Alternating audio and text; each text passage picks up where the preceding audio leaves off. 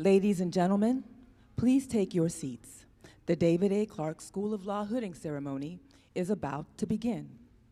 Please take this moment to turn off your cell phones and other electronic devices, or turn them to silent, not vibrate mode. There is no use of cell phones or noise-making devices during the ceremony. Flash photography is strictly prohibited as it interferes with the official recording of the ceremony that is being produced. There is also no eating or drinking in the theater. And now, let us welcome our graduates. Please rise and remain standing for the processional of our graduates and the singing of Lift Every Voice and Sing.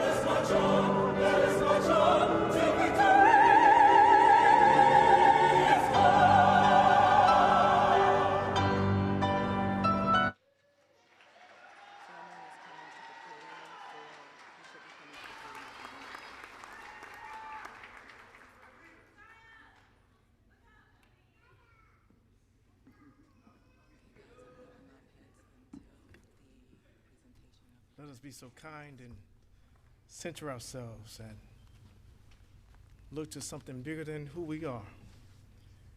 Let's have a quick moment of prayer. Let us pray.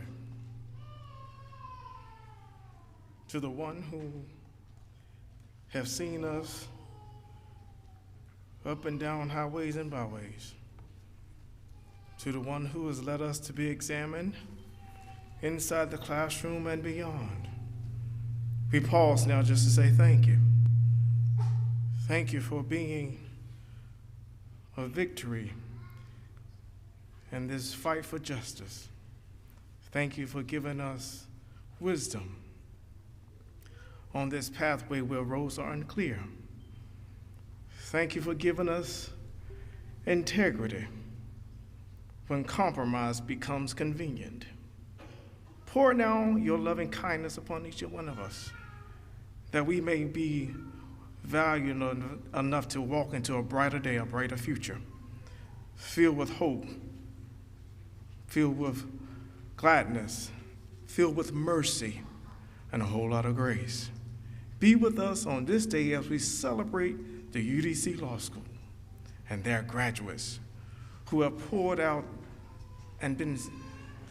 everything that they know and where they stand on the shoulders of their ancestors, where they have been sacrifices by the family, where there have been prayers by grandmothers, where there have been loved ones giving words of encouragement.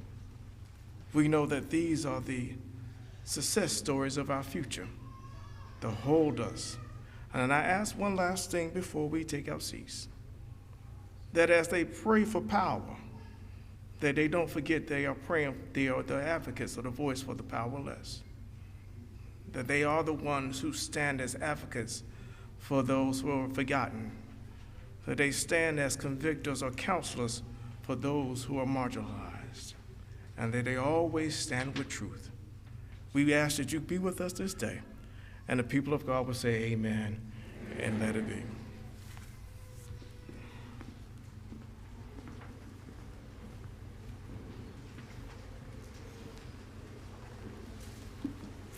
You may be seated.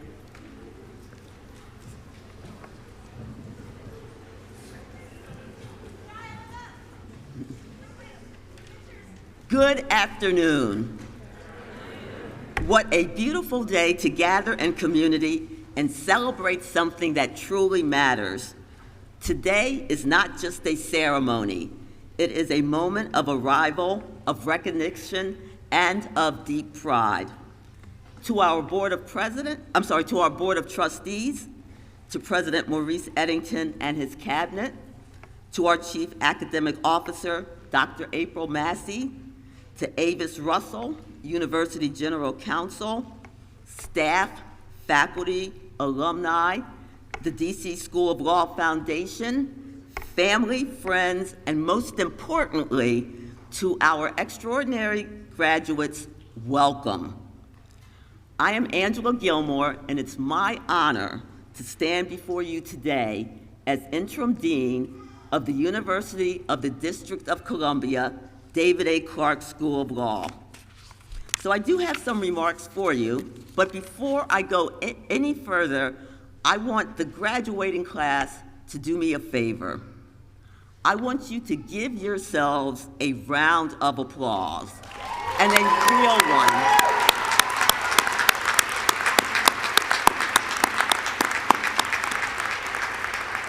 And if you are able, I invite you to stand now so we can give you a round of applause.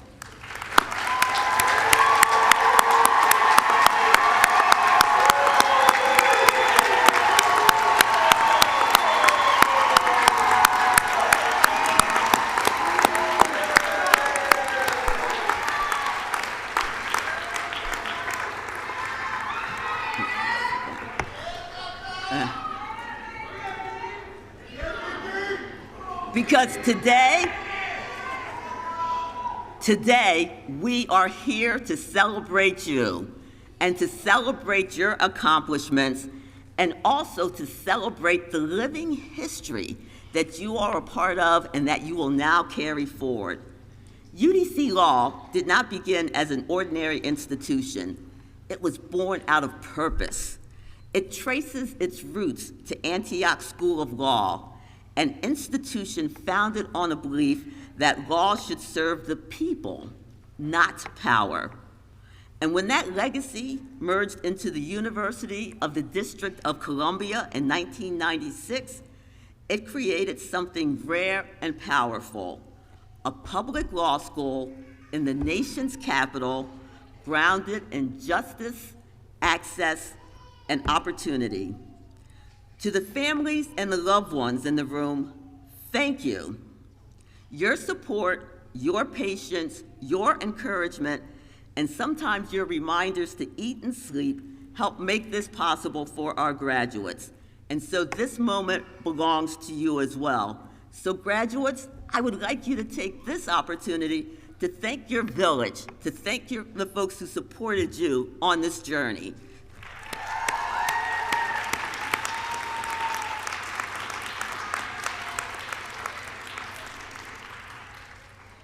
Graduates, as you prepare to take your next steps, whether toward the bar exam, into practice, into public service, or even into spaces that don't fully exist at this time, I want you to remember this.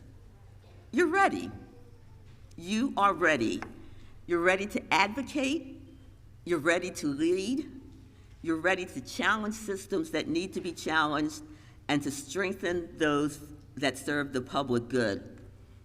And equally important, and I want you to hear this, you're ready.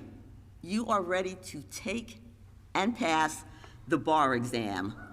We all believe that.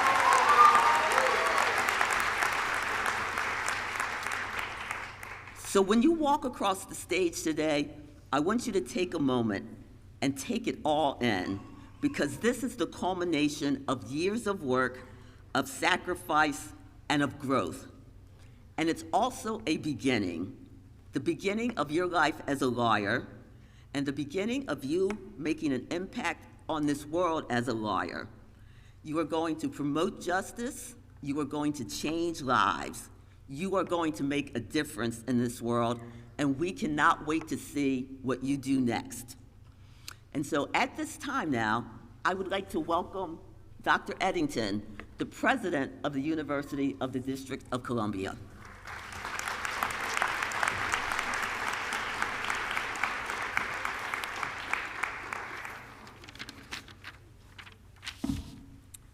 Good afternoon, everyone. It is truly an honor to join you today as we celebrate this remarkable milestone in the lives of our graduates. To the members of the graduating class, congratulations. Some of you may know a special fact about your class. It's special to me. Many of you arrived at UDC when I arrived, so you're my first law school graduating class. And so, no. And that means that I love all of you and will love all of you and those that came before and that came after, but this class will have a special place in my heart because I was part of the complete journey for many of you. And so that's a special moment for me and gives me extra special pleasure to be here today to be a part of this wonderful celebration. Today represents the culmination of many years of sacrifice, perseverance, discipline, and determination. Another milestone memory from this first class that I own is your first year. Your first year and my first year were, let's just call it interesting. But you know the greatest thing about that?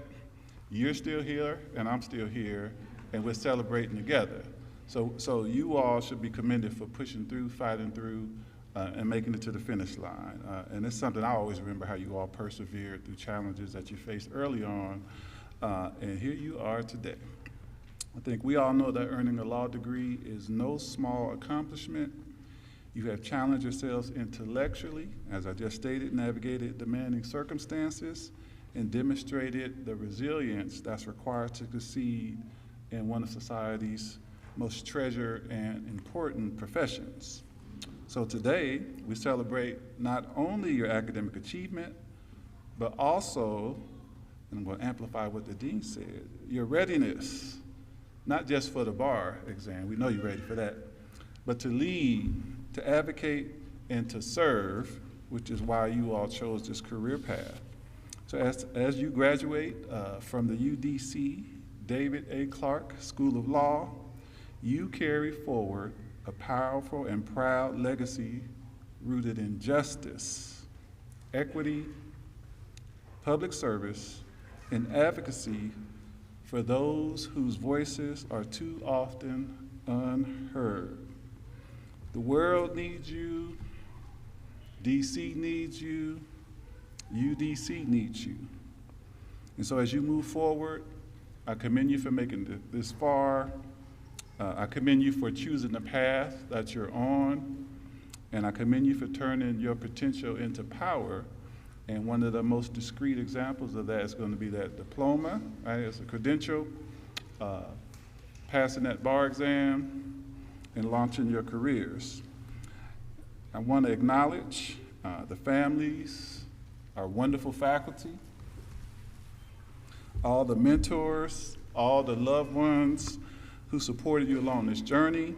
Today means just as much to you as it does to them, and vice versa. This is their journey, right? As you all know, when you walk across this stage today and tomorrow, they'll be with you in the physical form, but it's a psychological, emotional release for them too. As a parent, I know what it feels like when your loved one gets to this point. You can breathe for just a second, right? Because you say they made it, right? They made it. And so as you prepare to take your next steps in your professional journey, remember that your degree is more than just a credential. It's a platform to create impact, advance justice, and help shape a better future for your families, for your community, and for the United States of America. So congratulations once again. We are incredibly proud of you, and we look forward to all that you will accomplish in the years ahead. Well done, graduates.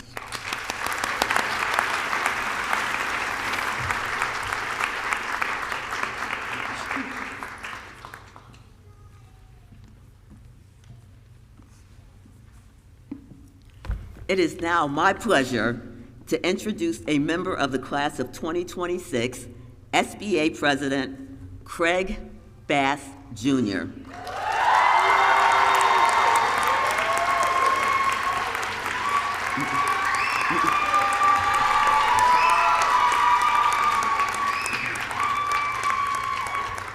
During his time at UDC Law, Clarke has balanced academic excellence with meaningful impact, completing over 400 hours of legal service through our clinical program and contributing to organizations such as the American Red Cross and the District of Columbia Superior Court. His leadership has been felt across campus through his service with the Student Bar Association, the Black Law Students Association, and beyond. Moreover, Clarke, along with his partner, Michaela Bauer, prevailed over 5 other area law schools to win the DC Moot Court competition this year.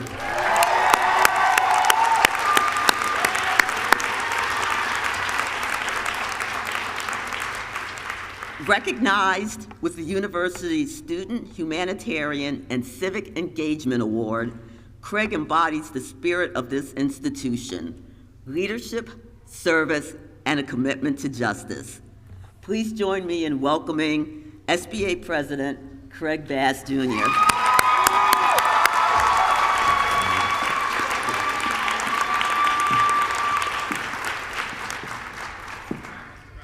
Can we make some noise for the class of 2026? Let's go. We made it. We're finally here.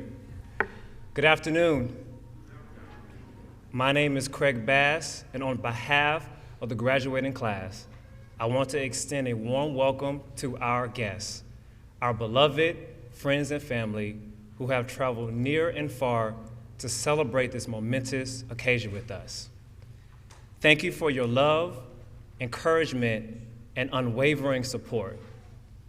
And to our esteemed faculty and staff, thank you for your service, commitment, and contributions to this graduating class. Thank you.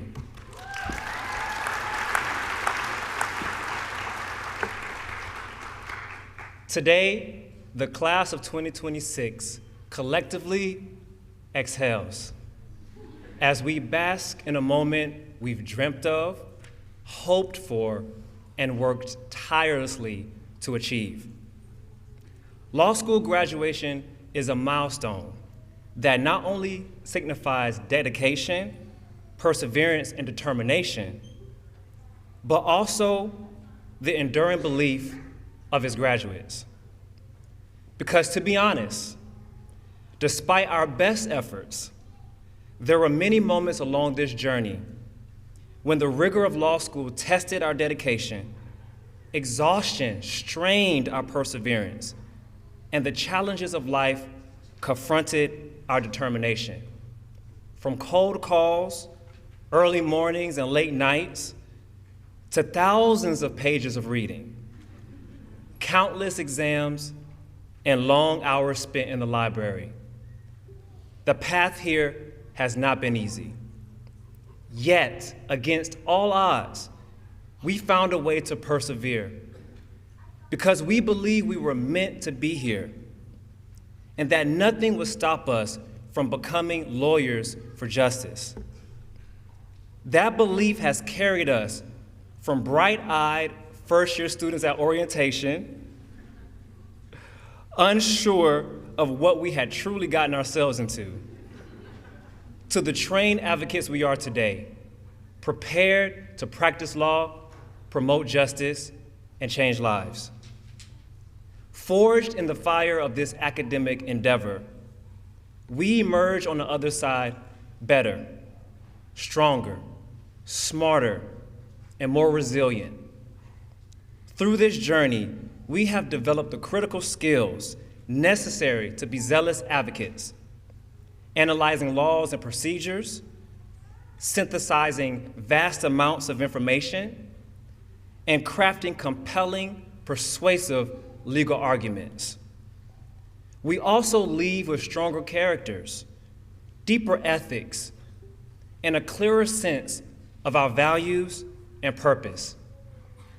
When I reflect on the accomplishments of this graduating class, I cannot help but feel immense pride.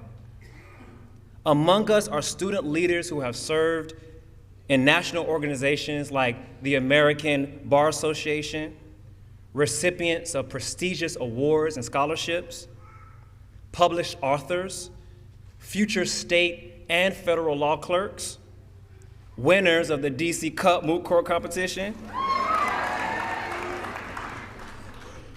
and an international tax law competition. Some of us have already passed the bar exam before graduation. I'm looking at you, Cavs. Where you at? And others have balanced law school while raising kids and taking care of loved ones.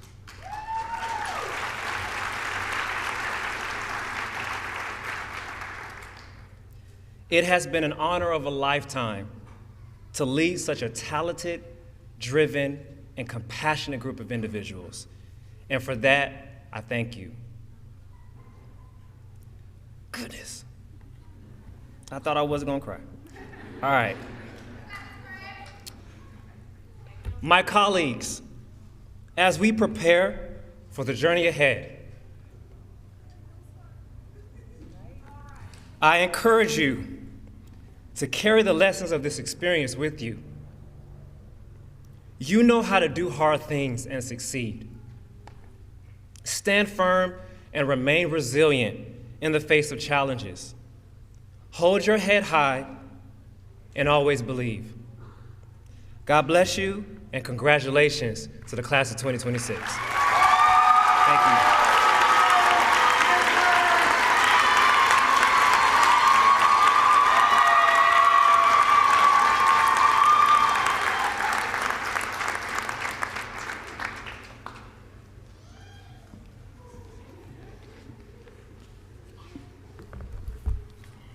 It is now my honor to introduce our 2026 Hooding Ceremony speaker, Nkechi Taifa.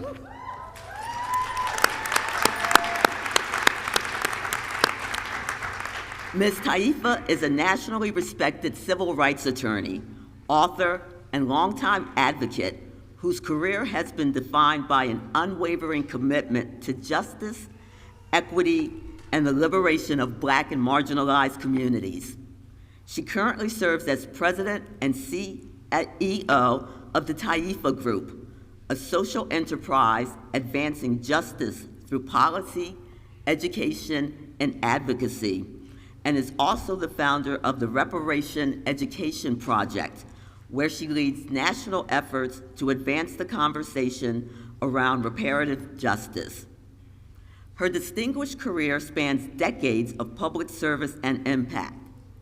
She has served as senior policy and analyst for the Open Society Institute, legislative counsel for the American Civil Liberties Union, and has worked on Capitol Hill, where she played a key role in shaping federal sentencing policy. She was instrumental in the development of the Sentencing Reform Act of 1984, helping to influence national conversations on fairness and accountability within the criminal legal system. In addition to her policy work, Ms. Taifa is a respected scholar and thought leader. She's the author of Black Power, Black Lawyer, My Audacious Quest for Justice, a powerful reflection on her journey as an activist attorney, and a co-author and editor of Pursuing Justice in America, One Lawyer's Journey. Her voice continues to shape national dialogue on civil rights, human dignity, and the ongoing pursuit of justice. Her life's work aligns deeply with the mission of the University of the District of Columbia, David A. Clarke School of Law. At UDC Law, we are committed to training lawyers who not only master the law, but who use it in service of those most impacted by injustice. We believe in developing advocates who will stand in the gap, challenge inequities, and work to close the justice gap in our communities. Ms. Taifa embodies that mission in action. Her career reflects the very ideals we strive to instill in our graduates: a belief that the law must be used as a tool for liberation, a commitment for public service, and the courage to challenge systems that fall short of justice. For the class of 2026, her presence today is especially meaningful. As you prepare to enter this profession, you are stepping into a legacy that calls for both excellence and purpose. Ms. Taifa's journey reminds us all of what is possible when legal training is paired with conviction, integrity, and a deep sense of responsibility to others. We are deeply honored to have her with us today. Please join me in welcoming our 2026 UDC Law speaker, Nkechi Taifa.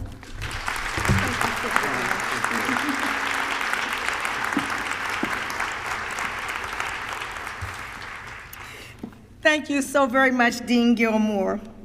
Good afternoon, graduates, faculty, families, and the powerful community that surrounds and sustains this moment.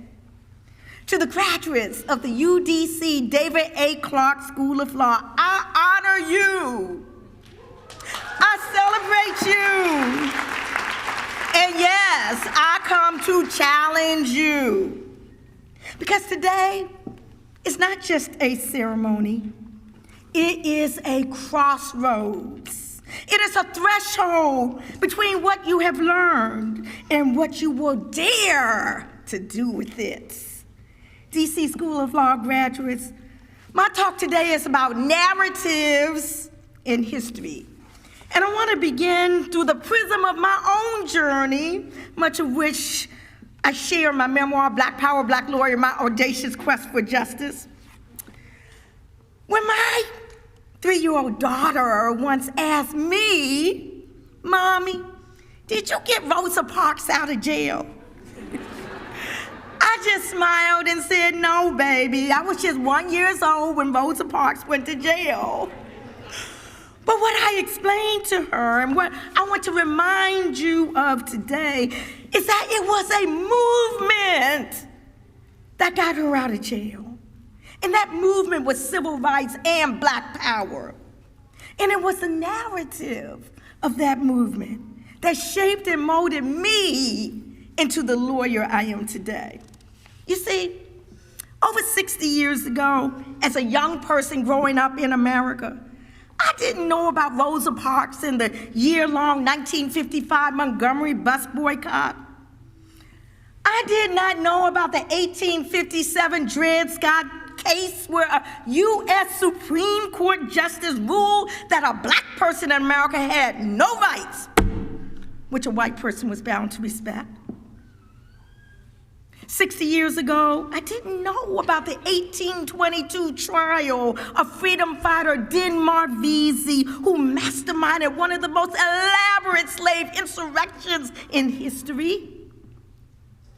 I didn't know about the case libelants and claimants of the schooner Amistad, where in 1841 international law was applied in a domestic court in the United States and served as a springboard to release kidnapped Africans. I knew nothing of the trumped-up court trial of the Honorable Marcus Messiah Garvey or the inflammatory case of the Scottsboro brothers. And I surely had never even heard of phenomenal Black legal giants such as Oliver Hill and Charles Hamilton Houston, whose cautionary note was that if a Black lawyer was not a social engineer, he was nothing but a parasite on society.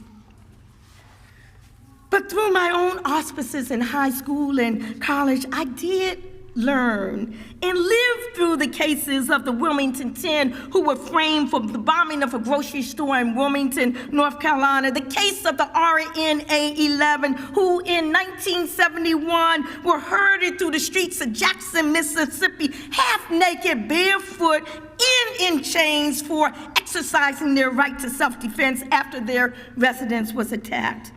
And DC School of Law's own Professor Emeritus John Britton, as a young lawyer, was part of the legal defense team. Thank you, Professor Britton. We're talking about long-time strugglers here. I know Shelley Broderick is somewhere here. I'm talking about people who I knew 40, 50 years ago. Was it that long ago? Diane Russ Tierney, I was a baby lawyer. She was a baby lawyer too, okay? David Singleton, over there in Ohio, Professor Nguzzi. These are people that I worked with. Okay, I'm kind of going off script, so let me go on and get back there. But there was also the Attica brothers case. And if you don't know the names of these cases, I'm talking, look them up. You got it at your fingertips. You got the Google and the AI and all that kind of stuff. We didn't have all that back in the day. But you have that right at your fingertips. The case of the Attica brothers, where a prison in upstate New York erupted because the state refused to provide prisoners with basic human needs and then turned around and murdered both the prisoners and the hostages. Indeed, my college days during the mid to late 70s were the days when we as students were immersed ourselves in issues involving the divestiture of corporations doing business with apartheid South Africa and trying to educate athletes and actors to support what was called the cultural boycott of then self-racist South Africa. In my coming of age years was during the time of repressive law enforcement legislation in DC, such as no knock, when the police could virtually knock down your door without a warrant. Hello, Breonna Taylor, still goes on today. And it was the time of the FBI's once secret illegal counterintelligence program, code-named COINTELPRO, against the Black movement, targeting people from Martin Luther King to Stokely Carmichael, Malcolm X, Muhammad Ali, the Black Panther Party, the list goes on, just to name a few. Graduates, I came of age as a young Black woman, rooted deeply in Black power pride, and culture, adorned with an adopted African name, head wraps, natural hair, while at the same time navigating mainstream legal institutions, boardrooms, and policy spaces. And over time, I discovered something powerful, that I could confront the injustices and hypocrisies of this society and still succeed within it. That I could work inside the system while simultaneously building tables that challenged it. That I could make a difference and have a momentous public impact despite personal shortcomings. And that the quest for justice does not require perfection, only dedication to its ideals. And as such, over the decades, I built tables that allowed me to pursue justice from different vantage points as a community activist, a teacher, lawyer, lobbyist, scholar, policy analyst, scholar, author, consultant, grant maker, executive director. And yes, I stand before you today as a testament that you can be bold, you can be brilliant, you can be rooted in your identity and your truth and still kick ass in spaces that were not built for you. Let me say something. Let me say something that may surprise you. In this moment, where books for young people are being banned, including, yes, my own, where truth is being buried, where voting rights are being eviscerated, I repeat, I just got back from New Orleans, where voting rights, right before our eyes, are being eviscerated, where organized forces of white supremacy are not just whispering, they are shouting. I nevertheless remain optimistic, not because I am naive, but because graduates, I know from whence we came. And I want you to understand, as I did, that you inherit both a privilege and a responsibility. A privilege because you now hold the tools of the law, and a responsibility because the law has never been neutral. It is imperative that you understand there is no advancement without adversity, no strength without struggle, no destiny without difficulty. You must remember that we have been through worse times before, and as such, we must not be afraid. We must not be afraid to go against the status quo. Do you remember the congressional law that was passed in the United States in 1850 called the Fugitive Slave Act?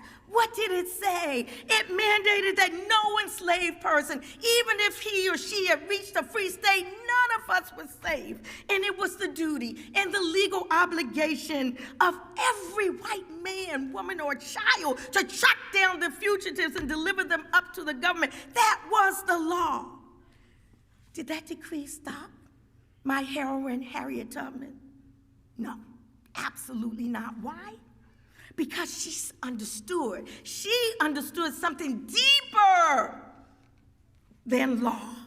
She understood narrative, a narrative of freedom so powerful that it defied the statutes of the United States, as such that she spirited fugitives all the way to Canada. And I rhythmically note in my banned book for young people, to Pennsylvania and New York, she brought the enslaved till those states were safe no more. Then all the way to Canada she trudged where her people would be enslaved no more. Though Harriet was small, her mission was tall, she had to be brave to set free the enslaved. Harriet was strong, repeat after me, Harriet was strong. She never went wrong.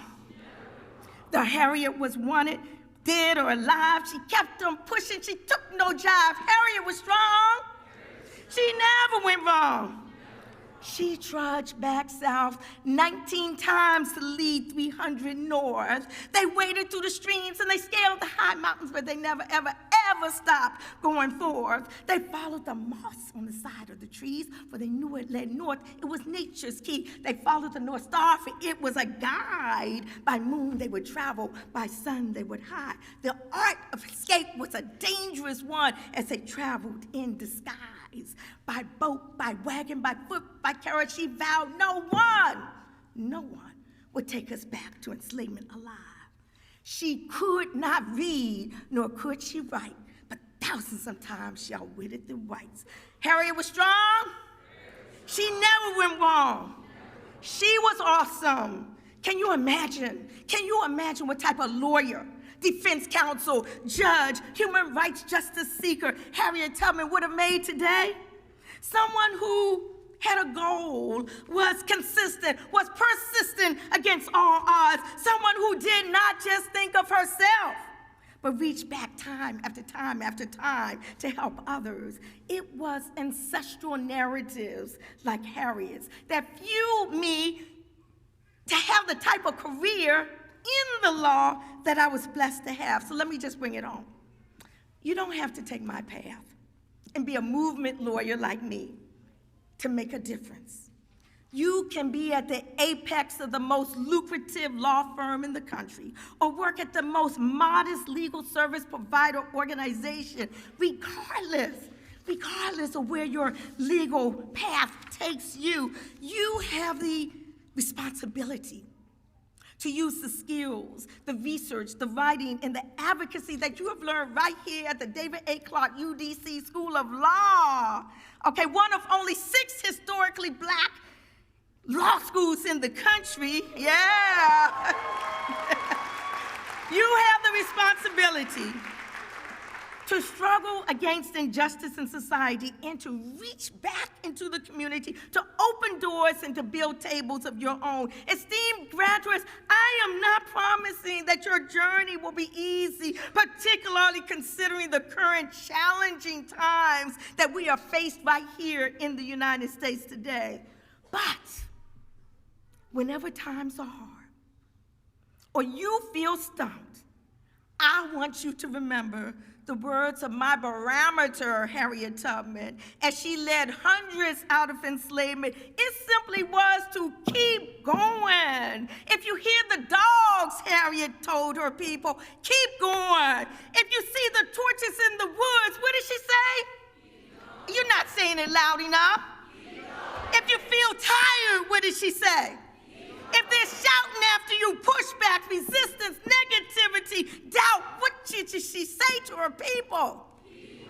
If you want to pass that bar exam, if you want to be a lawyer who makes a difference, if you want to challenge injustice in society, if you want some justice and some peace, don't stop, don't turn back. If you want to practice law, promote justice, and change lives, what you gonna do? Keep going, keep going, keep going. Thank you very much. Keep going.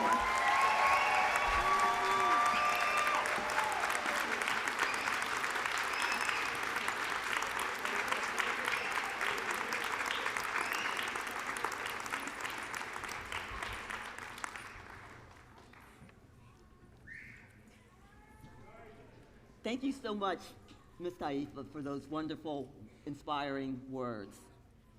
We all need to remember, when times get tough, keep going, keep going. Thank you so much.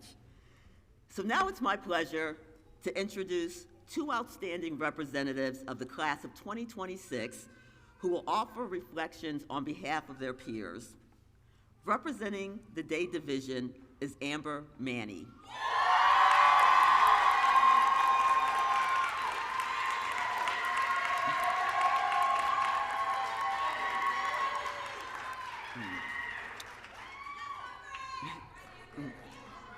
Throughout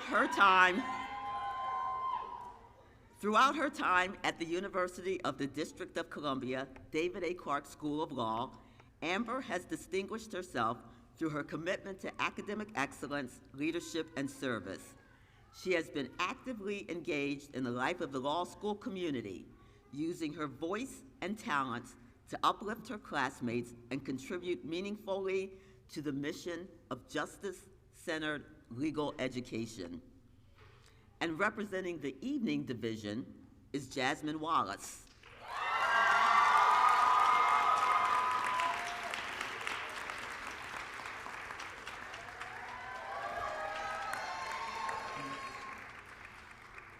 As an evening student, Jasmine has balanced the demands of law school alongside professional and personal responsibilities, demonstrating remarkable discipline and perseverance.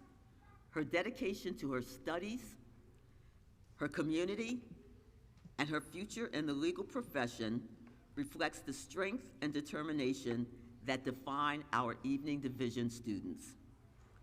Together, Amber and Jasmine represent the full breadth of this class's experiences. They have each now navigated challenges, seized opportunities, and remained grounded in purpose as they prepared for this moment. Together, they stand before you not only as graduates, but as voices of their peers, reflecting the journey, the resilience, and the promise of the class of 2026. So please join me in warmly welcoming Amber Manny and Jasmine Wallace.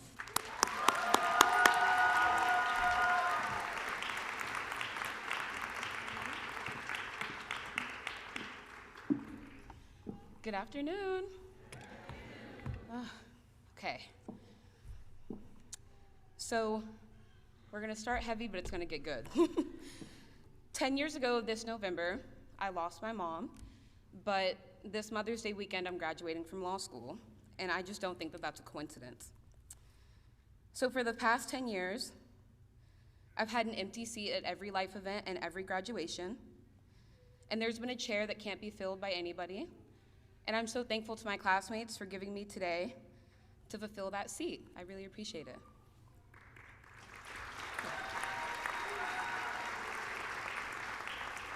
So I wanted to take a brief moment of dedication to the woman who is the reason that I am who I am today.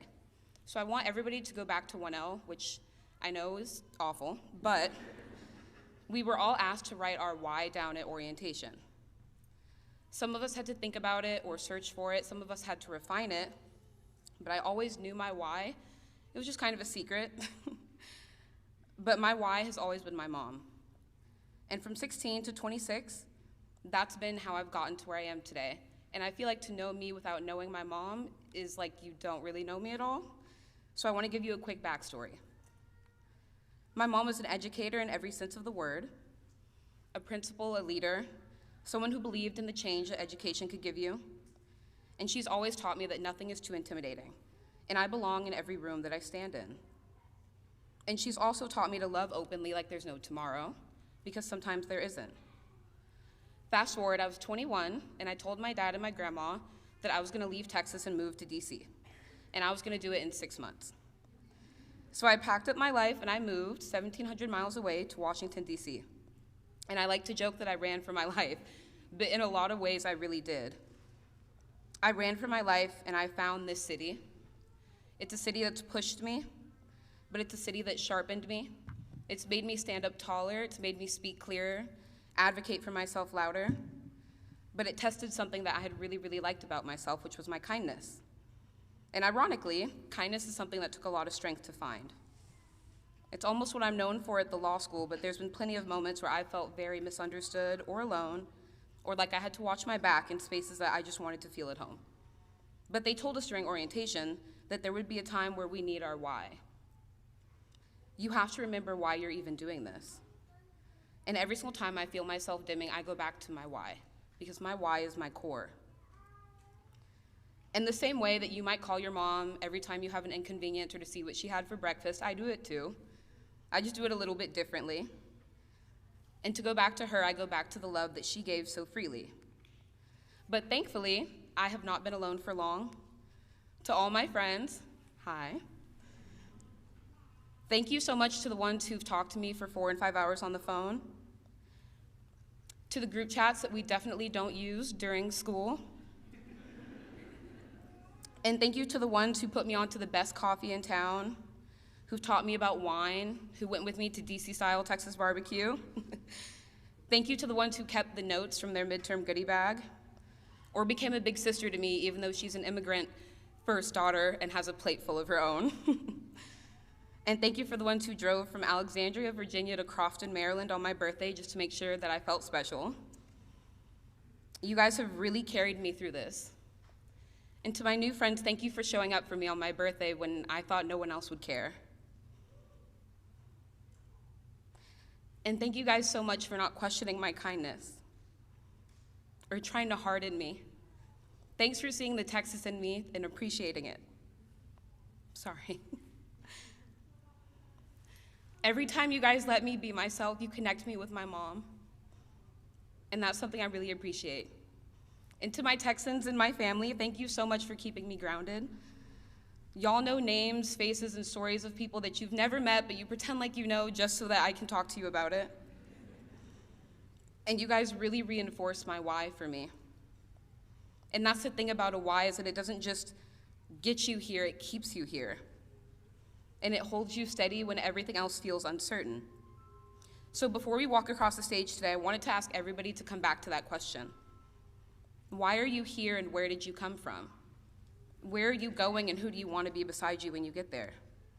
Because if the past few years have taught me anything, you can be strong and still be kind. You can be successful and still be soft. You can give your class midterm and finals goodie bags and still be the one speaking in front of the student body on graduation day. And choosing to love others openly and freely is good because you're staying true to who you are. So this weekend, while we celebrate becoming lawyers, I hope that you celebrate the people that you've become too. And thank you so much for letting me fill my seat at graduation today.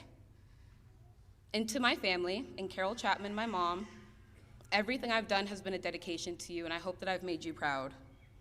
I love you guys so much, and thank you to the class of 2026 for letting me speak. I love you guys too.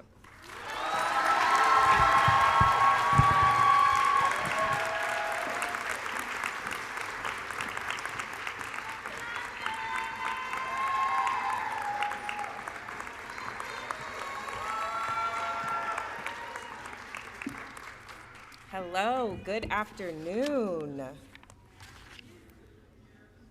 To our distinguished family, faculty, and friends, welcome. To my fellow graduates, let me be one of many today to wish you a heartfelt congratulations and to tell you that I am proud of each and every one of you. Now, for those who have not had the pleasure, I have had the pleasure to work with, let me introduce myself. My name is Jasmine Wallace. I was a fourth-year evening student here at the David A. Clarke School of Law.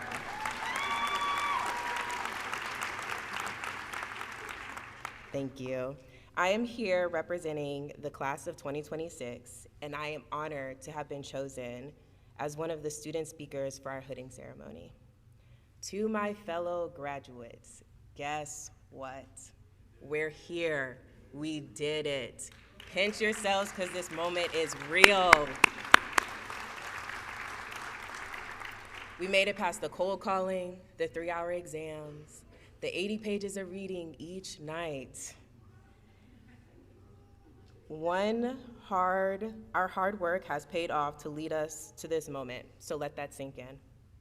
While you allow that moment to sink in, with the limited time I have with you today, I want to do something radical. I want to give you some hope, something I think we can all agree the world needs a little bit more of these days. I want to take you back to that 1L version of yourself, who dreamed about this moment and what it would take to get here. I think we can all safely say that this law school journey has not entirely been what we were expecting, but turned out to be so much more. Allow me to share a personal anecdote with you. Following the completion of my 1L year, I took a 2-year leave of absence from law school.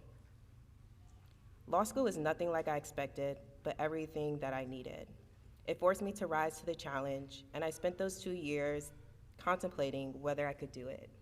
Safe to say, 3 years later, the fear didn't win, and I'm here speaking to you and telling you my story today.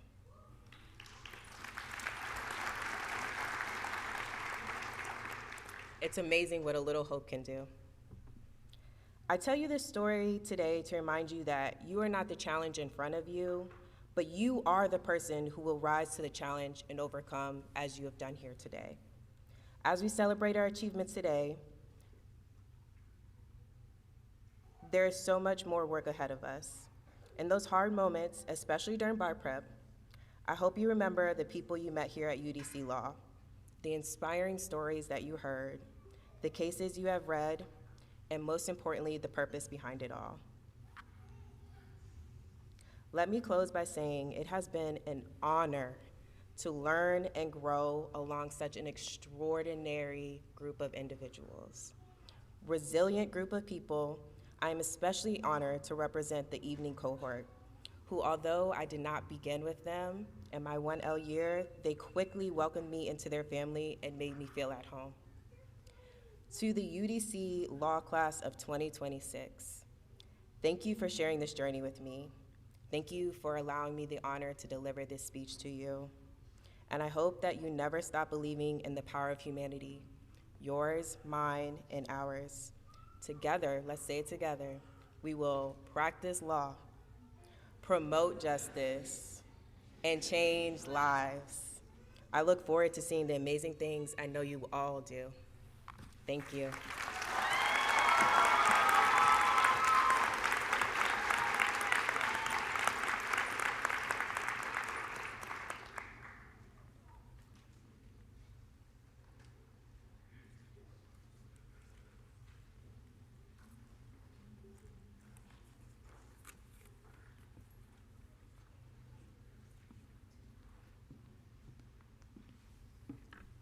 And now, I'd like to welcome back to the stage Craig Bass, who will present the student-selected awards.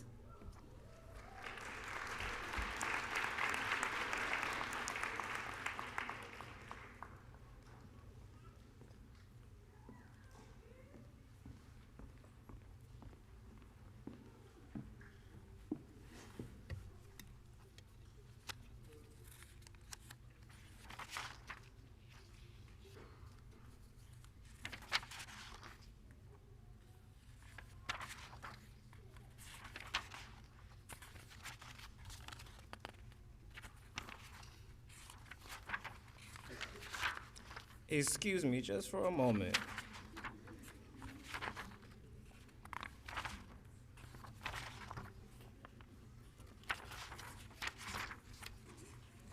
All right.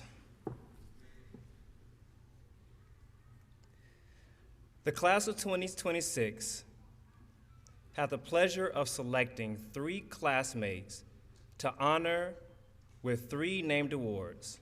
Honorees, please approach the podium from audience left when your names are announced. The first award is the Judge Pryor Legacy Award. This award is given to a graduate who, in keeping with the David A. Clarke School of Law's mission, has demonstrated academic excellence, has provided service to his or her community and student body, and has made a strong commitment to public service. The class of 2026 has selected, drum roll, Kelly Maurer.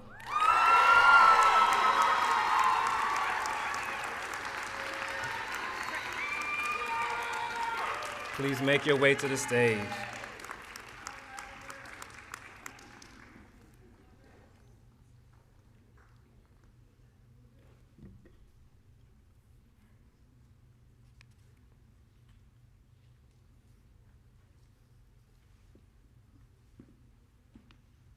Come on up, Kelly.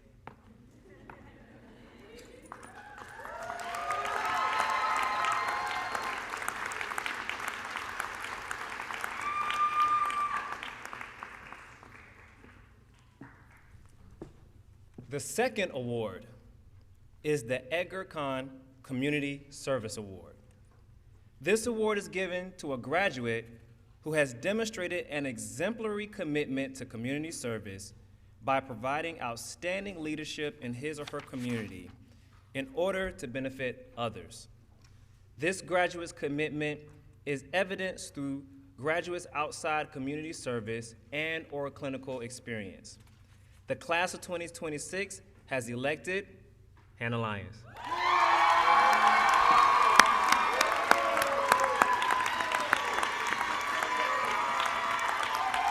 Yes, congratulations.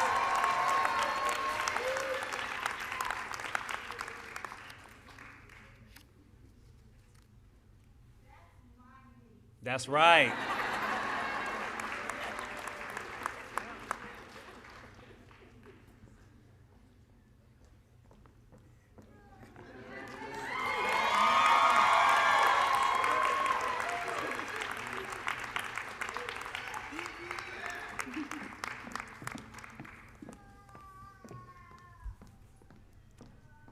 The final award is the Unsung Hero Award. This award is given to a graduate who has worked tirelessly behind the scenes to improve the law school and surrounding community. This graduate is always helping others, but does not have an SBA leadership position. Despite their hard work, this graduate never seeks and rarely receives recognition for their kindness. And the class of 2026 has selected Madalena Charles.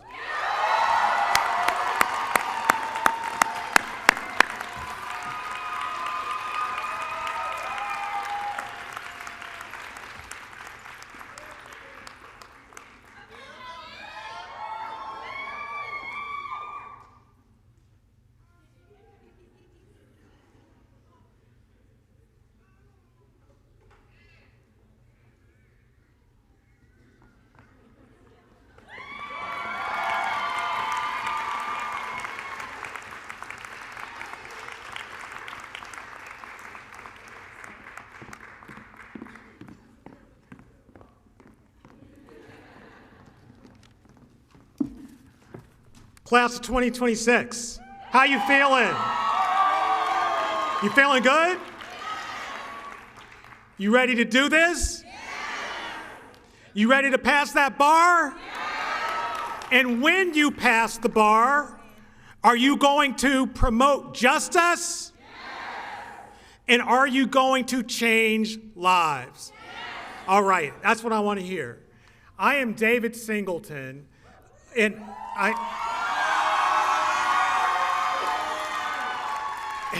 Thank you. And I'm the Associate Dean for Clinics and Experiential Programs here at the David A. Clarke School of Law. And I have one job to do today, and that is to announce this year's CLEAR Awards and the David A. Clarke Outstanding Clinic Student Award recipients. And as before, the honorees should approach the podium from the audience left when their names are announced. All right. The first award is the CLIA Outstanding Clinic Team Award. Now, I hate using acronyms without explaining what they are. CLIA stands for Clinical Legal Education Association. This award is given to a team of graduates who have displayed excellence in their clinical fieldwork collaboration. And the clinical faculty this year have selected 4 people. Their names are Courtney Brown, Miriam Elsher, Rachel Hirsch, and Isaiah Houghton.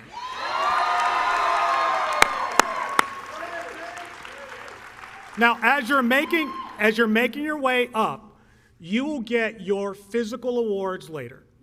So you'll just have to get a hug with me now.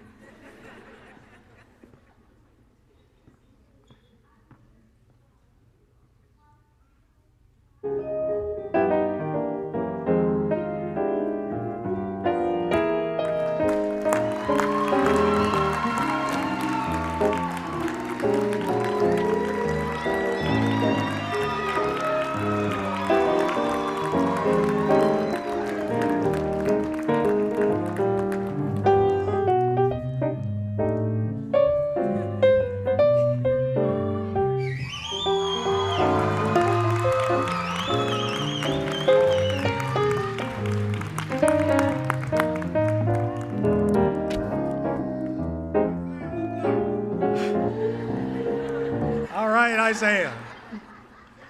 The second award is the CLIA Outstanding Externship Student Award, and it's given to one of our graduates who demonstrates excellence in externship fieldwork and thoughtful self-reflective participation in the externship seminar.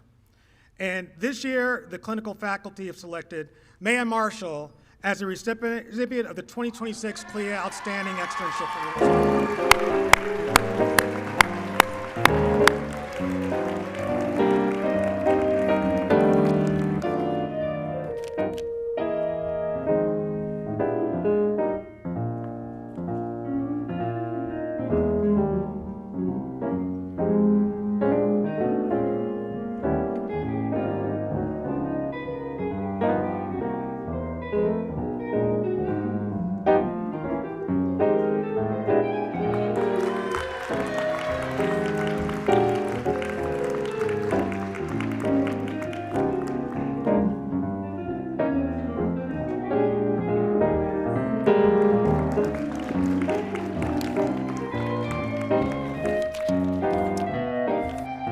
All right, the third award is the David A. Clarke Outstanding Clinic Team Award. And this award is given to a team of graduates who have displayed excellence in their clinical fieldwork collaboration. And this year, the clinical faculty have selected Karen Padilla and Allison Alia Reiswig. Come on up.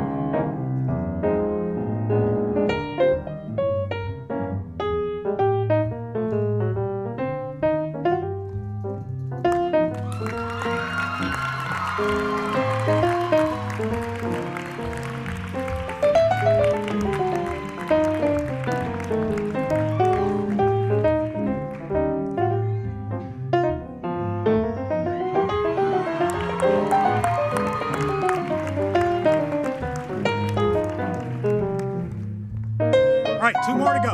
The fourth award is the David A. Clarke Outstanding Day Clinic Student Award, and it's given to a graduate who exhibits excellence in their clinical fieldwork and thoughtful, self-reflective participation in the clinical program. And this year's recipient is Amber Manny.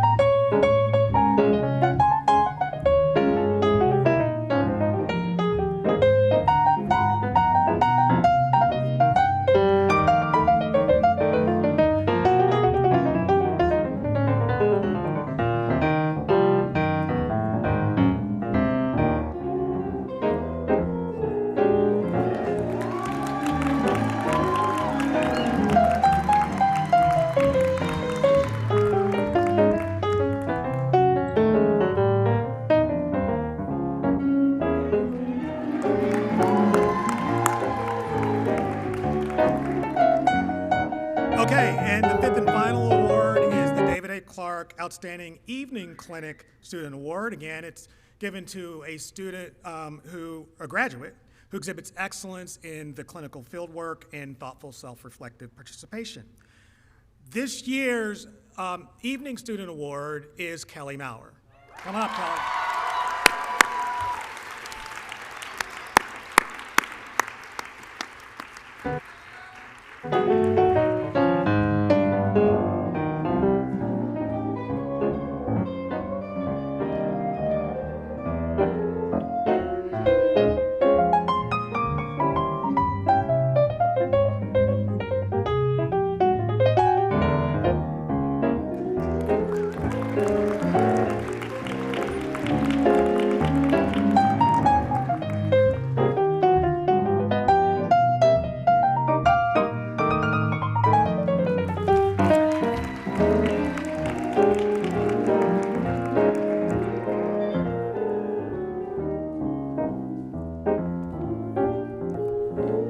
Each year, we recognize some of the leading lights of the graduating class with Dean's Awards. Students selected this year are some, but by no means the only, representatives of excellence the law school has a claim to in our 2026 graduating class. It pleases me greatly to declare their distinction as the recipients of Dean's Awards for service, scholarship, practice, and leadership. And guess what? Honorees should approach the podium from audience left when their name is announced. The first award is the Dean's Award for Service. And this award is given to a graduate who has made a significant contribution to their community through their time, actions, talents, and dedication. The honoree serves as a role model for compassion and a desire to make the world a better place. And 2 members of the class of 2026 have been selected for this award. D'Amica Black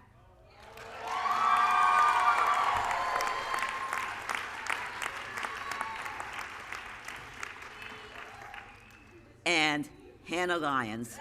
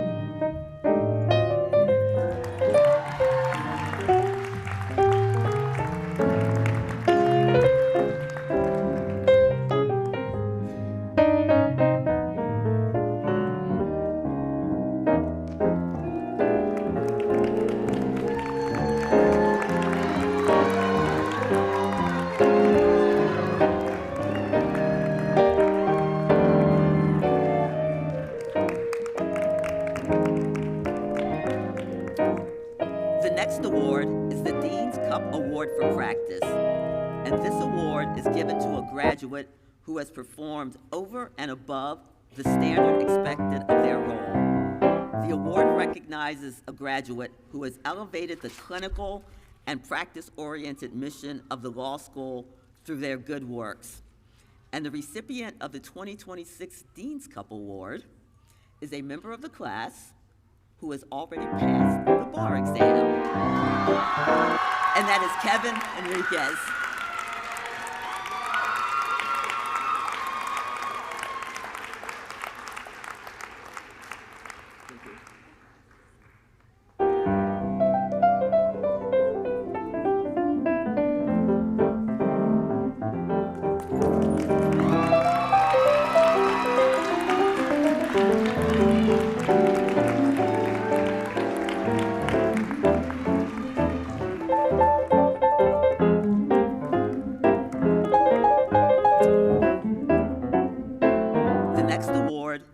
Dean's Award for Scholarship. And this award is conferred on a graduate whose academic performance demonstrates remarkable consistency at the highest level of achievement. The award recognizes a student who has rewarded the institution through their performance in the classroom and who achieve on a level of excellence matched by the value of scholarship and who has studied with intensity, motivating themselves and others, and genuinely celebrating learning in all aspects to its fullness. And the recipient of the 2026 Dean's Cup Award for Scholarship is Kelly Maurer.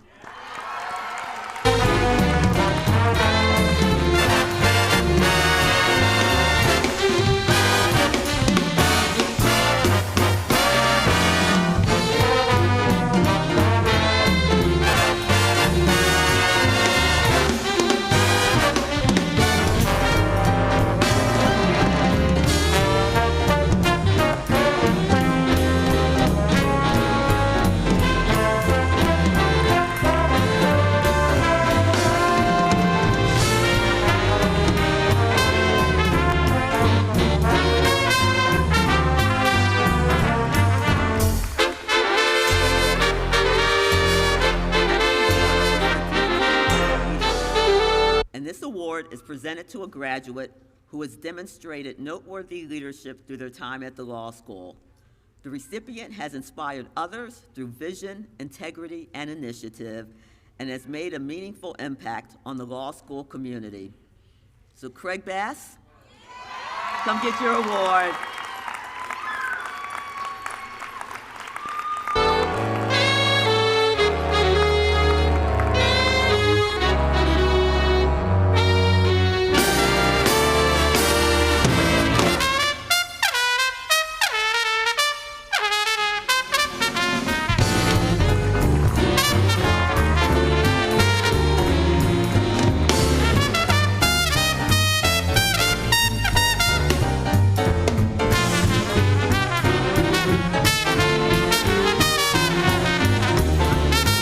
Is the Richard H. Semsker Prize for Civil Rights Law. This award is given to a graduate who wants to work in the civil rights field, and the donor has defined civil rights to include law which challenges discrimination based on race, religion, disability, sexual orientation, gender identity, and the full panoply of such classifications, as well as related works such as disability and voting rights. And this year's recipient of the 2026 Richard H. Semsker Prize for Civil Rights Law is Medalina Charles.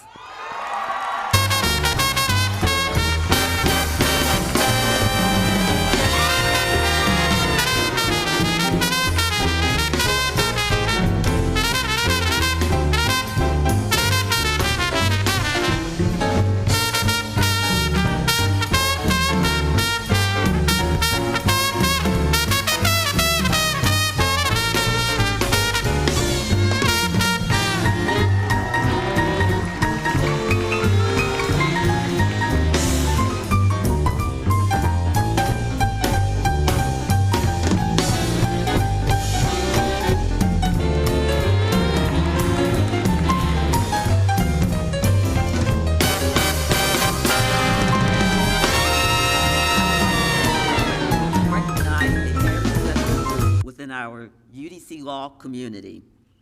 Today, as we celebrate the class of 2026, we also pause to honor members of the class of 2020. As we all remember, in March of 2020, the world changed almost overnight. On March 15th, our students left campus not knowing they would not return the way they had imagined. There were no final moments in the classroom, no traditional celebrations, and no opportunity to gather together for a hooding ceremony like this one. Instead, they were asked to finish one of the most demanding journeys of their lives in isolation, in uncertainty, and during a time of global crisis brought on by the coronavirus pandemic. And still, they persisted. They completed their studies remotely. They prepared for the bar exam under extraordinary conditions. They sat for the bar exam in formats no one had experienced before, and they passed. And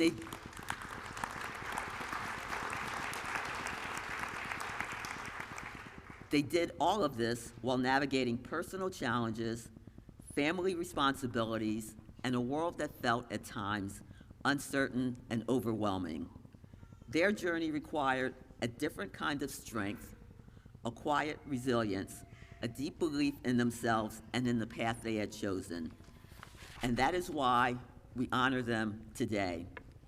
To the members of the class of 2020 who are with us, please know that your law school sees you, values you, and celebrates you. Your perseverance is a powerful reminder of what it means to endure. So at this time, I would like to ask any members of the class of 2020 who are present to please stand so that we may recognize you.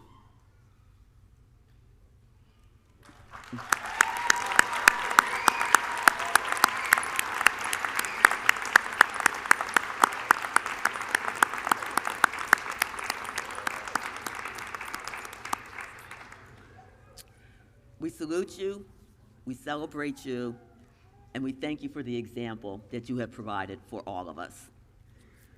Thank you.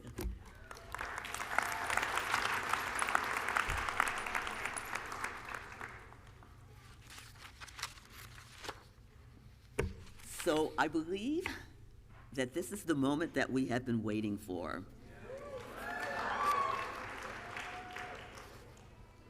It is now time for the candidates for the Juris Doctor degree to receive their hoods. So the size of a degree hood and the width of the velvet represents the type of degree that you have earned.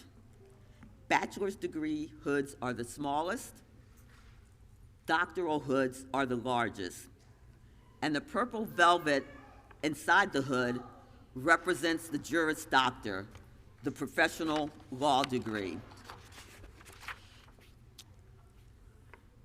So members of the class of 2026, we congratulate you and we celebrate you at this moment.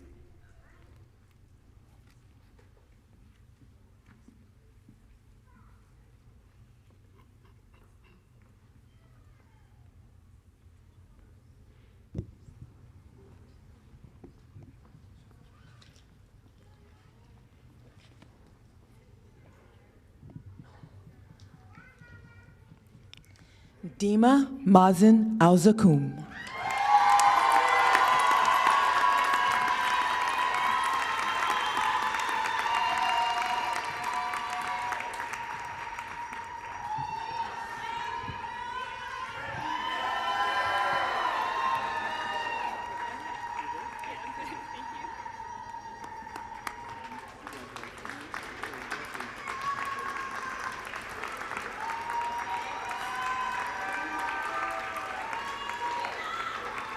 Crystal Joy Barnes Bullock.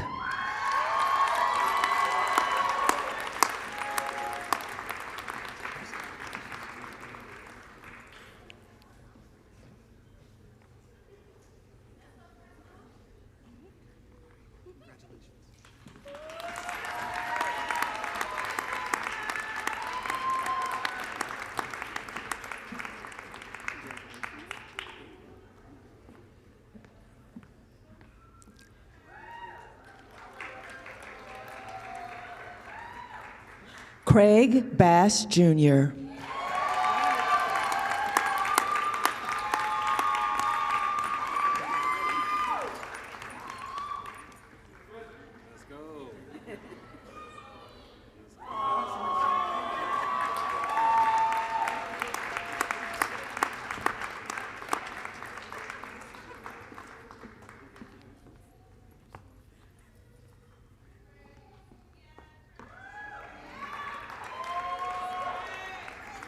Damika Black.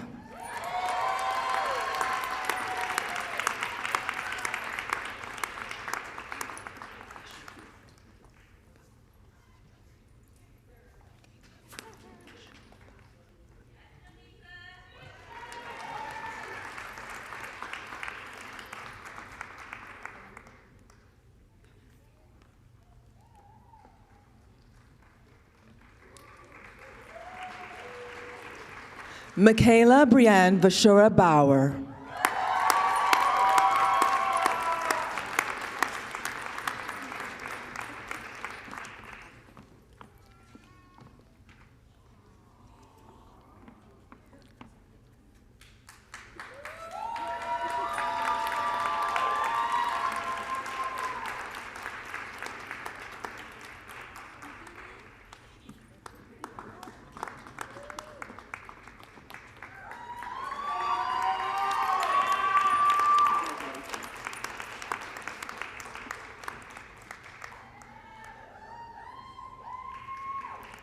Renaud Breville.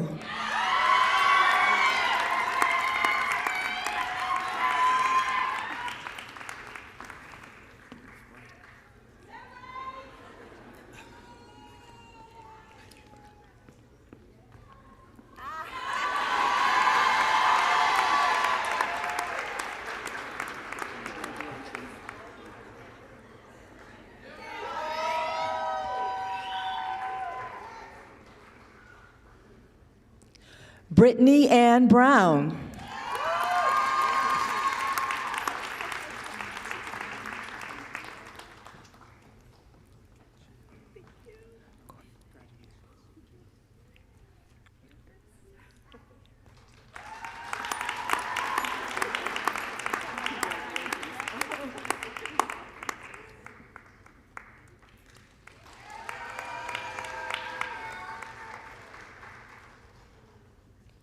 Courtney Aaron Brown.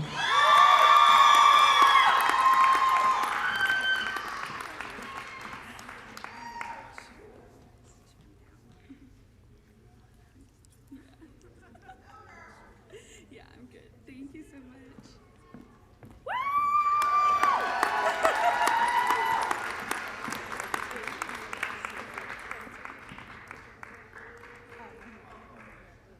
Hold on, Mom.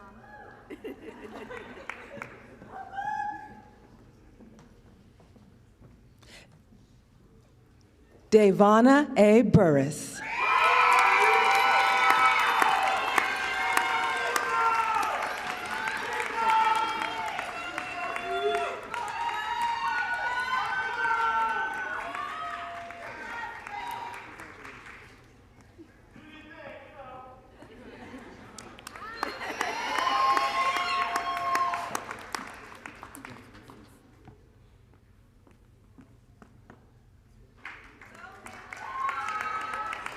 Madalena Charles.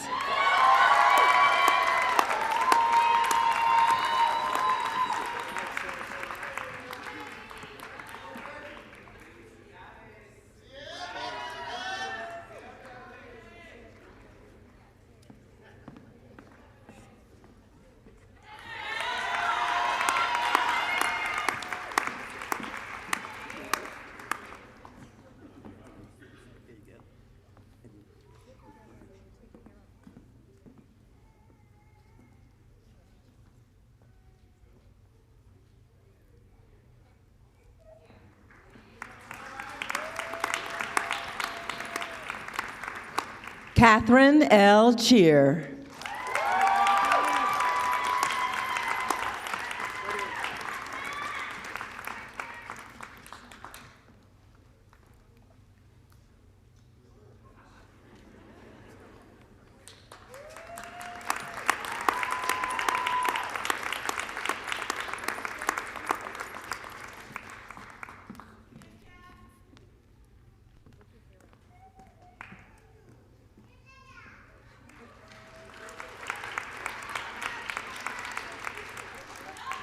Savannah Cobbs.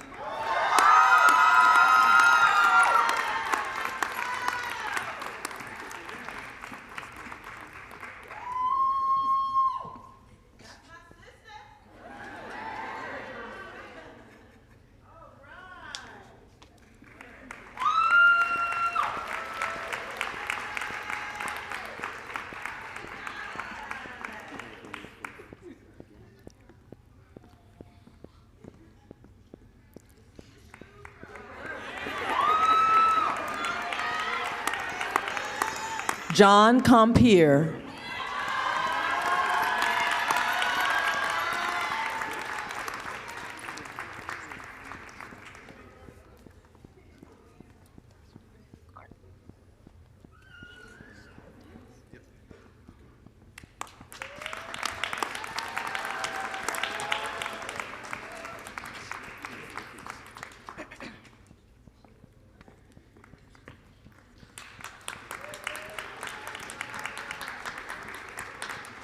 Desiree Cortez.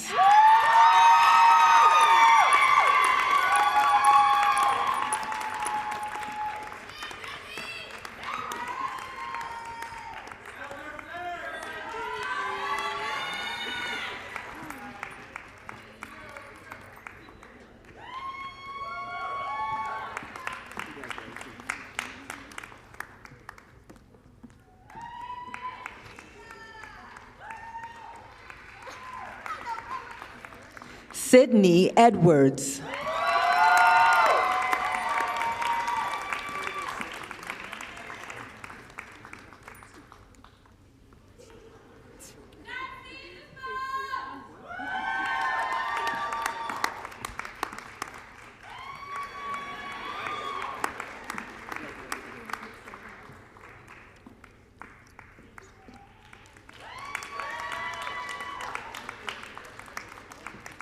Miriam Bilal Zudi El Shaer.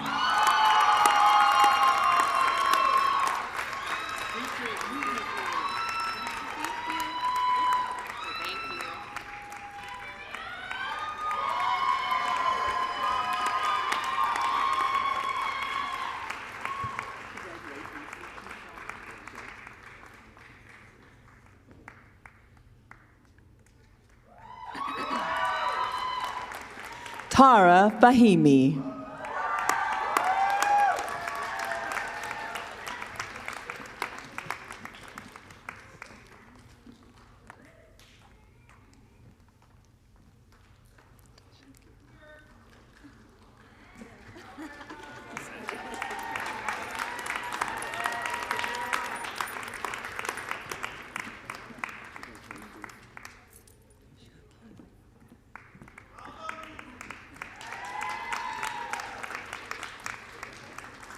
Shaquille Felder.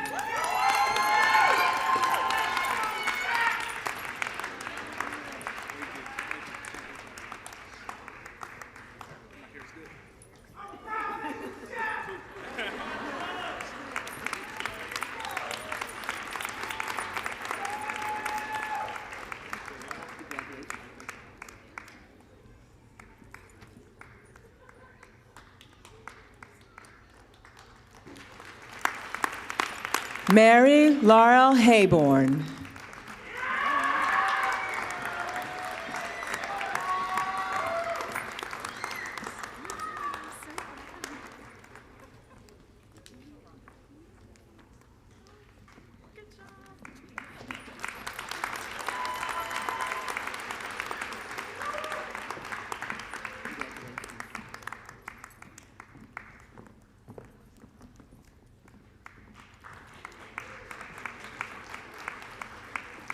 Kevin J. Enriquez.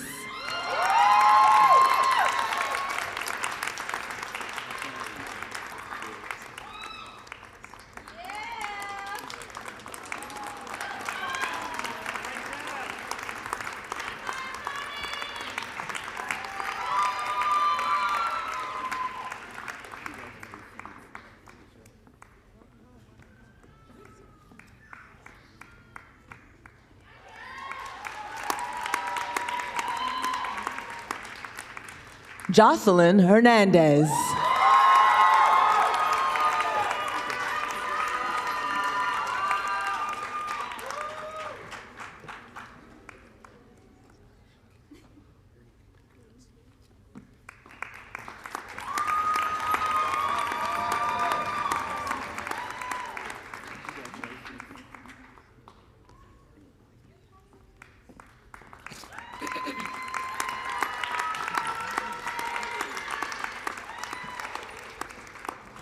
Jemmy Hernandez Garcia.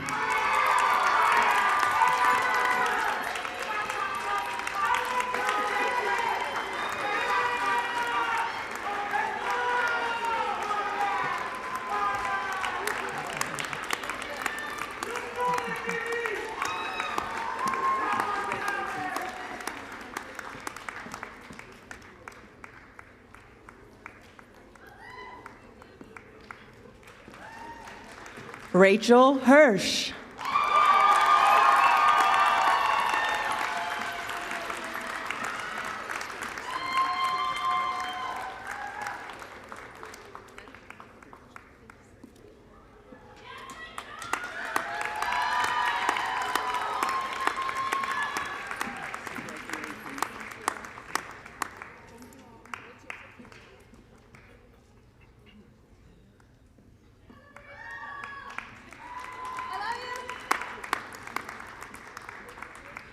Isaiah Houghton.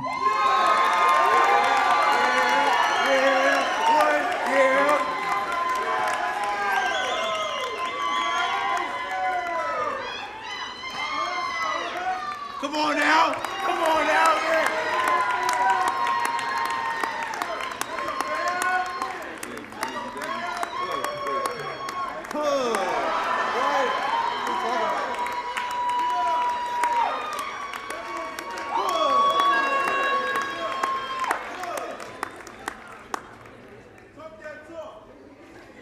Melissa D. Jackson.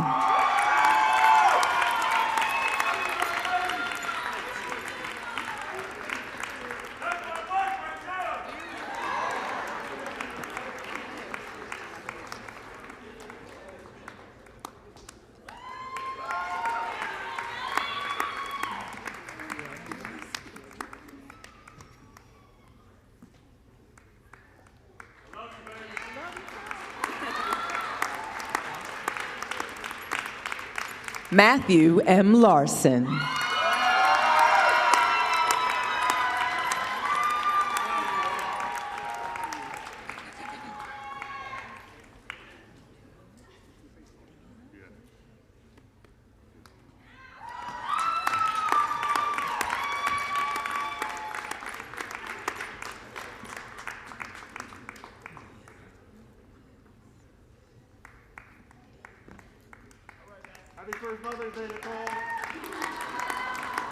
Deanna Lopez.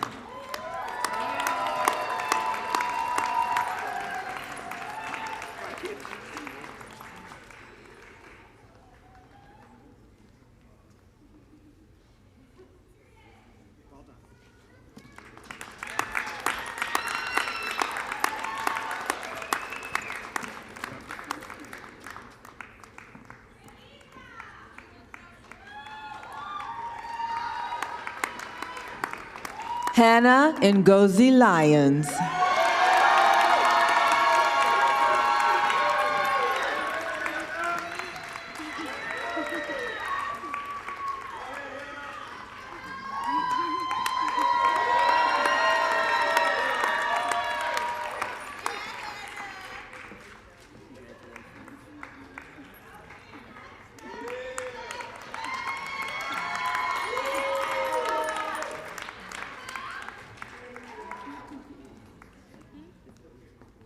Caleb Maloof.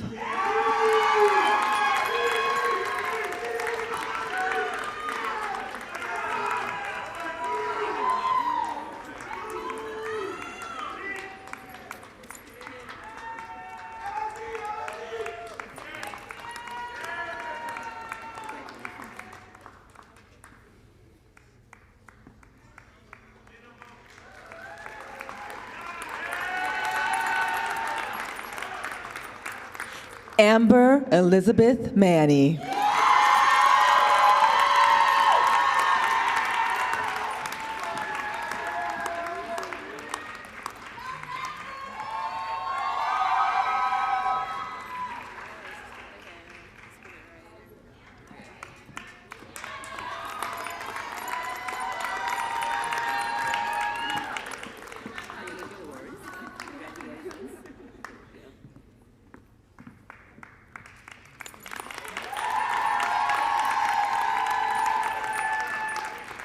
Mia Marshall.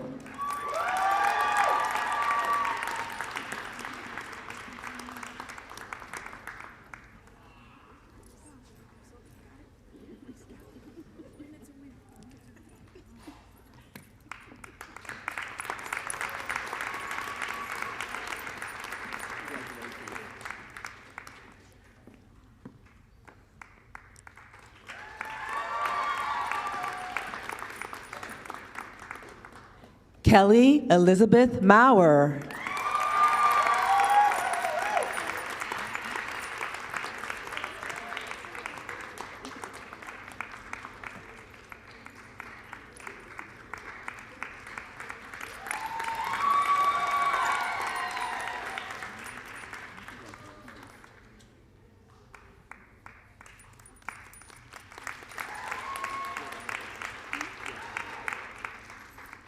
Kathleen Bridget McGovern.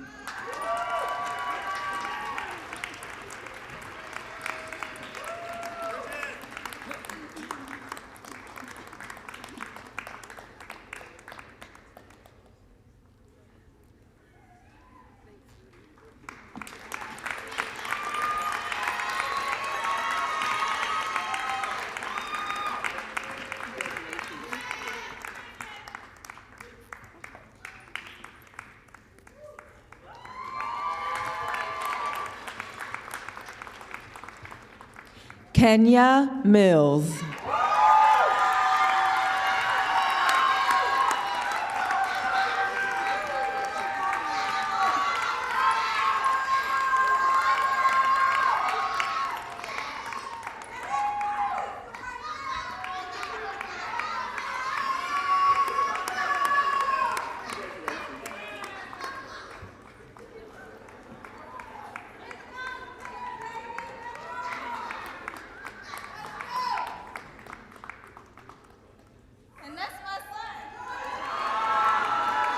Karan Mirpuri.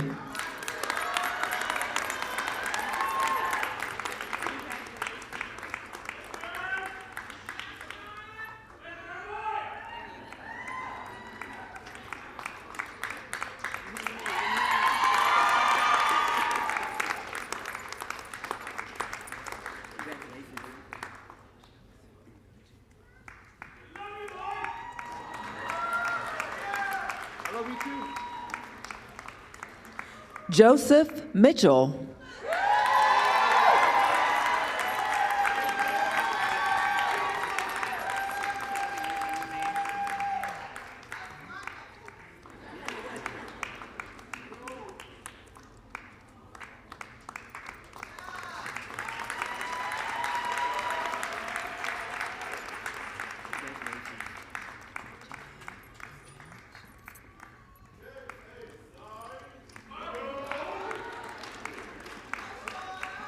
Janaea Joanne Moore.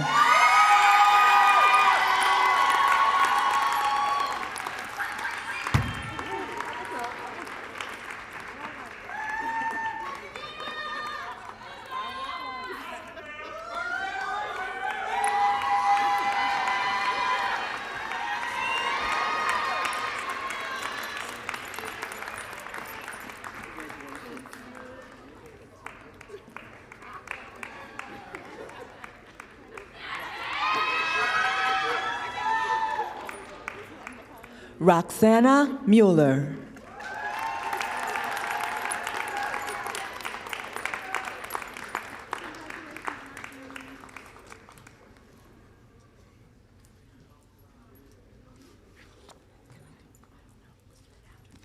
Alexis Murphy.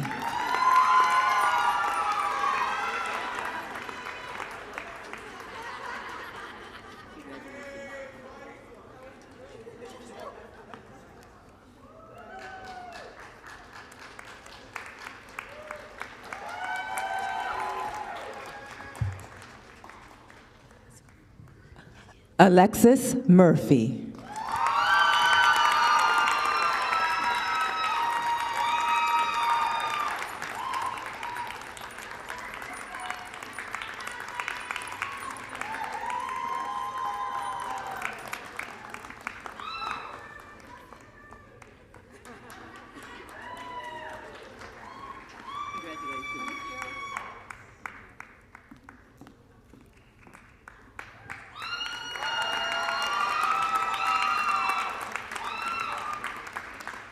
Rakaya Endoy.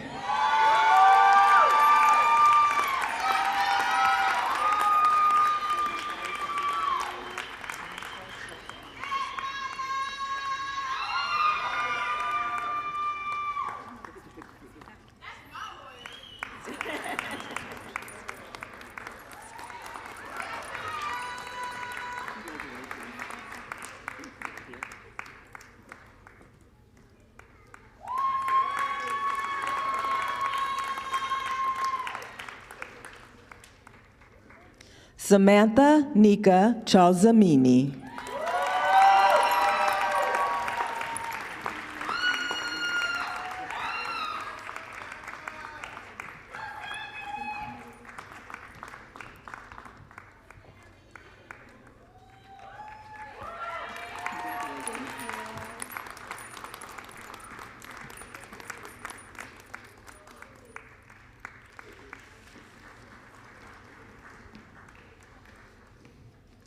Melody Y. Owusu.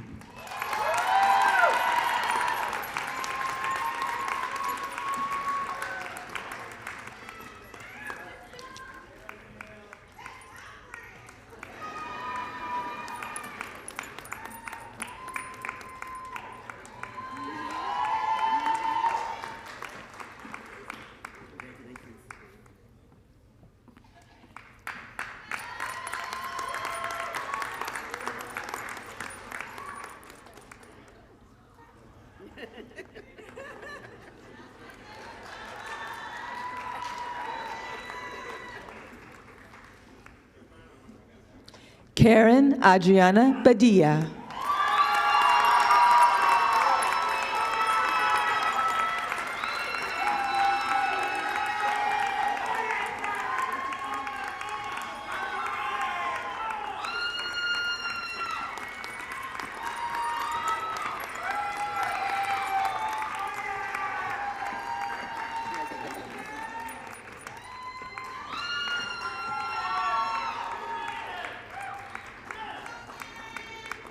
Braxton Payne.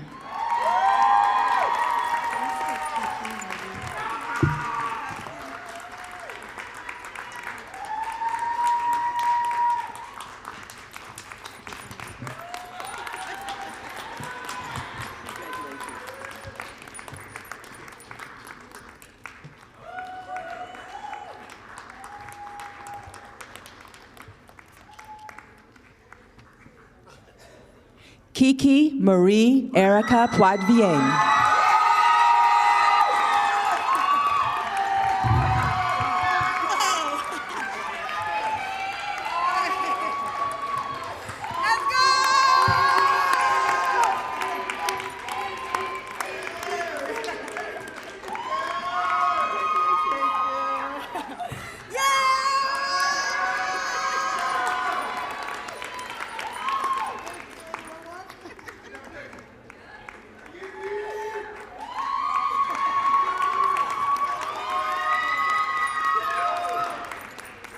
Alexis D. Pope Clerkley.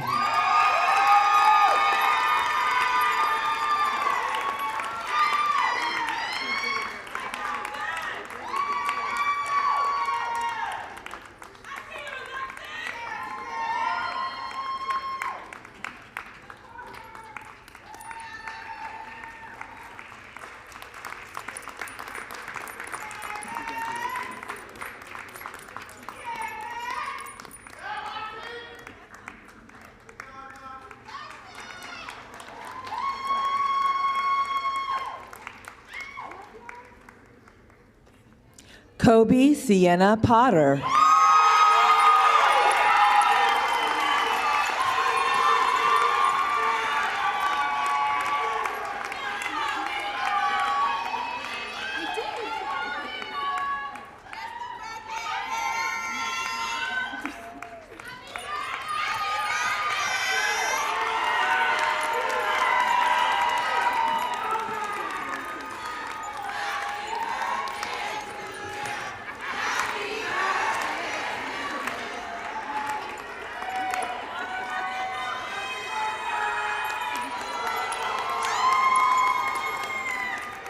Tara Proby.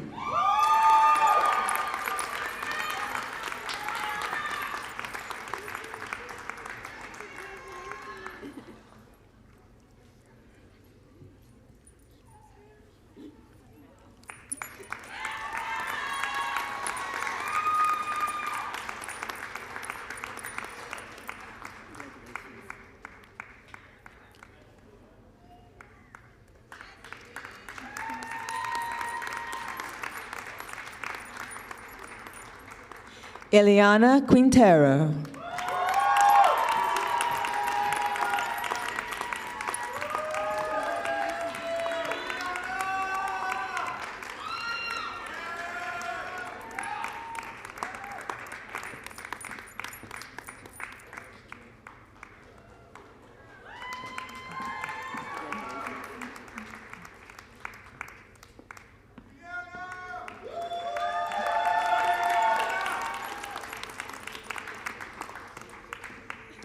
Anne-Marie Reich.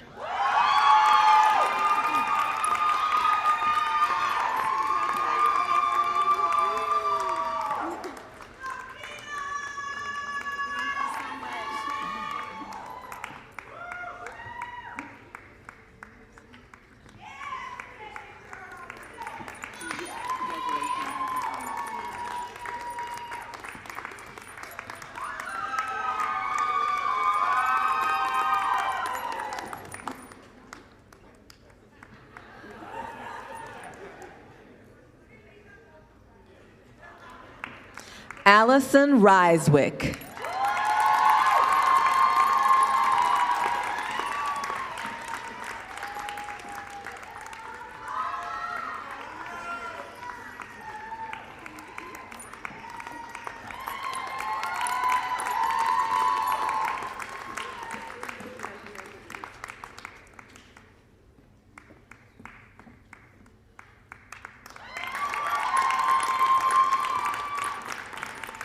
Bradford Robertson.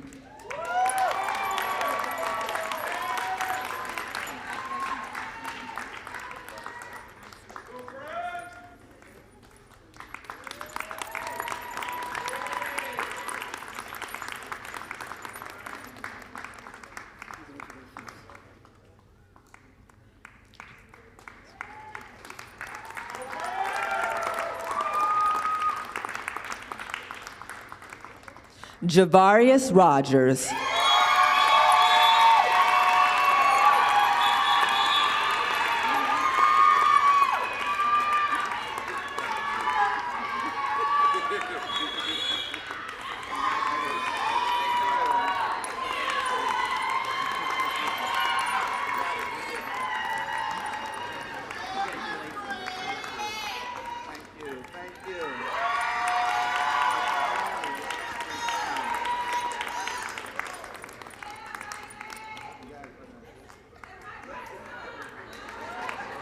Verani Sampson.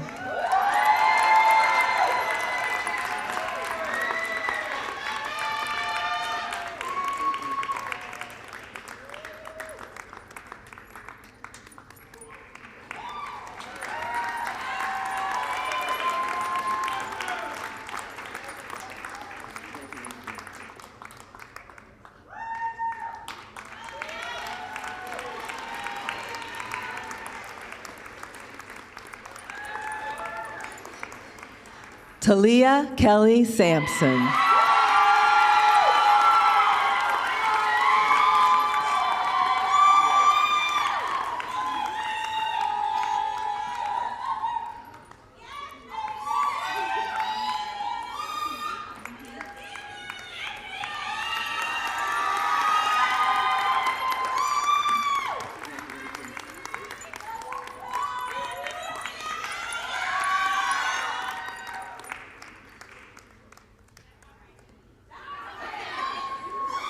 Eli Seamus.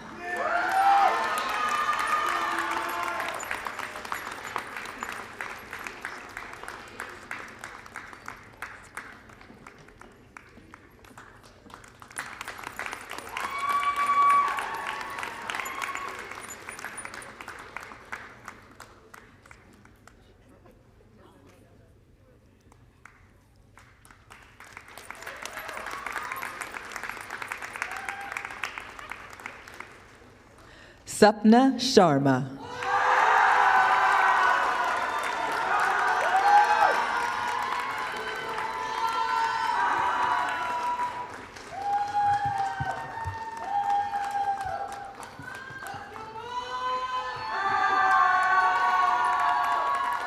I waited 3 years.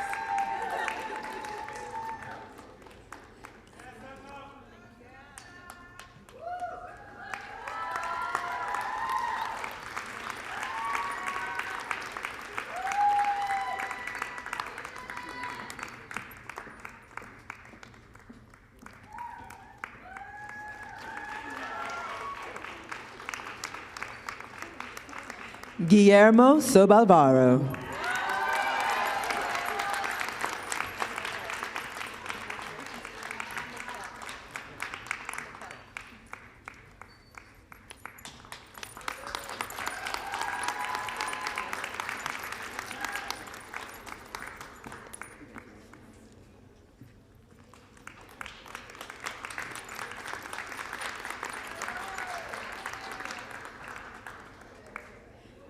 Mikkel Marie Taylor.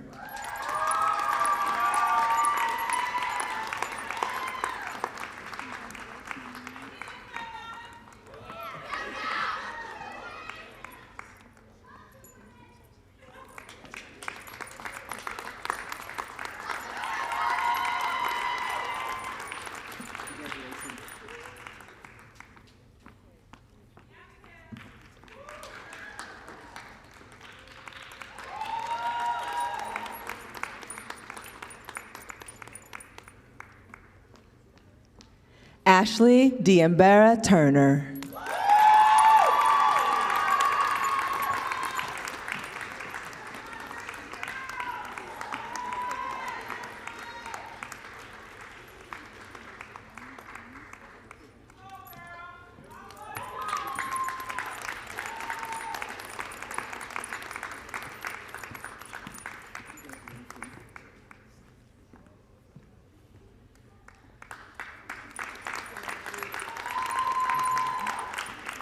Jasmine Wallace.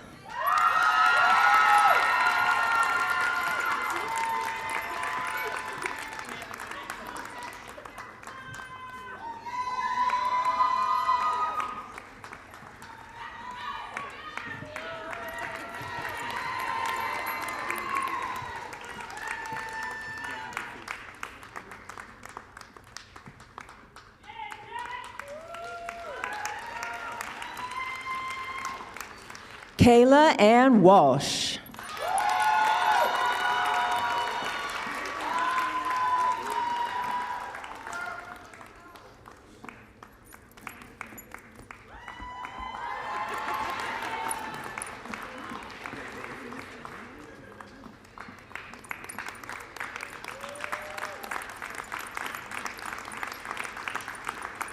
Jacqueline Weaver.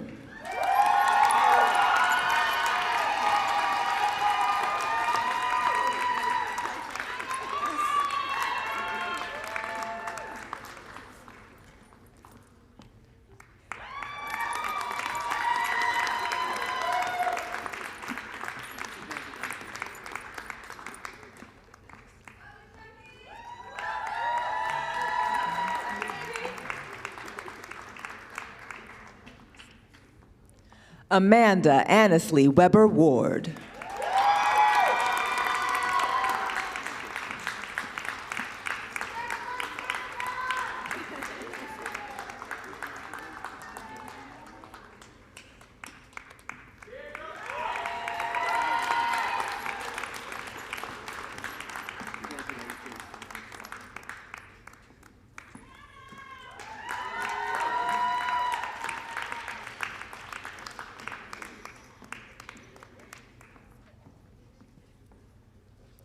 Brandon Wright.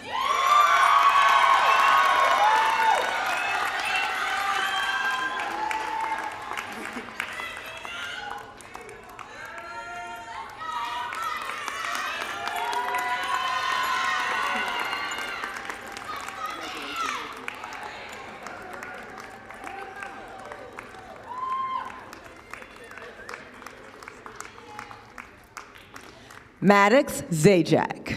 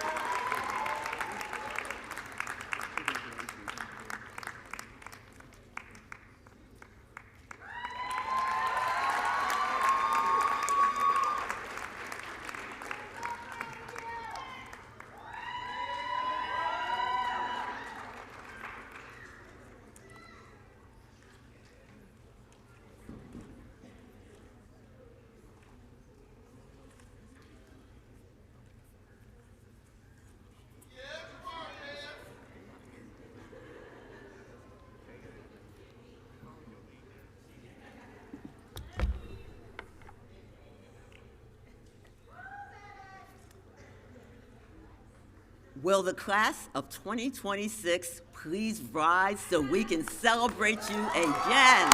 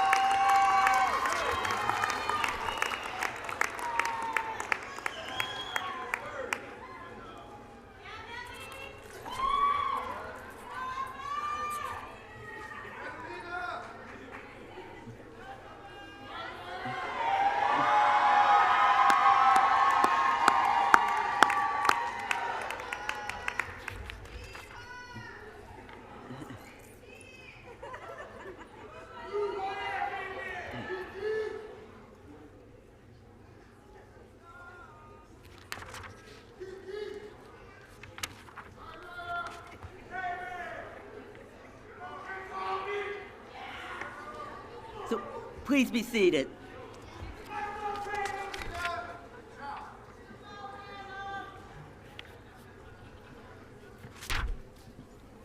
So class of 2026, as you move forward, we want to encourage you to carry the Firebird spirit with you.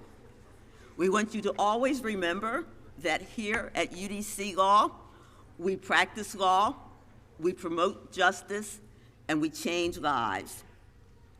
Please always remember that you are capable of rising in every moment, not just the easy ones, but especially the difficult ones. And let that ground you in purpose and guide you as you take on the responsibility and the privileges of this profession. Families, friends, loved ones, thank you. Your support, your encouragement, and your belief have been a constant source of strength to our graduates. So this achievement belongs to you as well. And to my colleagues at the law school, the faculty and staff, thank you for your dedication and your commitment to shaping the next generation of lawyers. And graduates, we are so thankful that you chose UDC Law School as the school where you would begin your legal career. We celebrate you and we look forward to all that you will accomplish. And so now, I want to invite my colleague, Dr. Jeffrey Fleming, to deliver the benediction.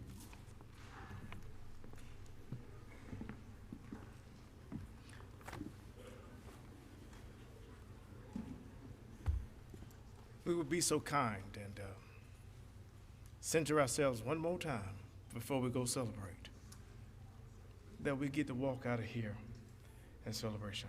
Let us pray. O wise and ever-loving being that has walked with us individually and collectively to this place, we ask that you now walk with us, that we set loose these firebirds, that they bless the atmosphere with their strength.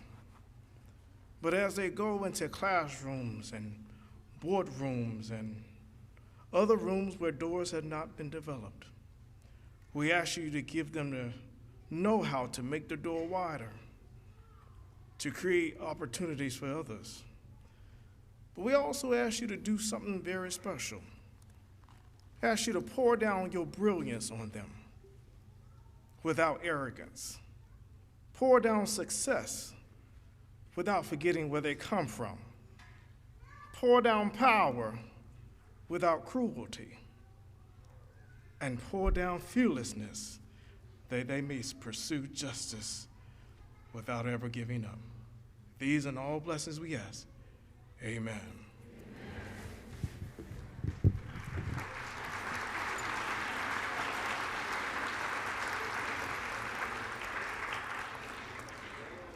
Ladies and gentlemen, in a moment, our graduates will recess out of the theater.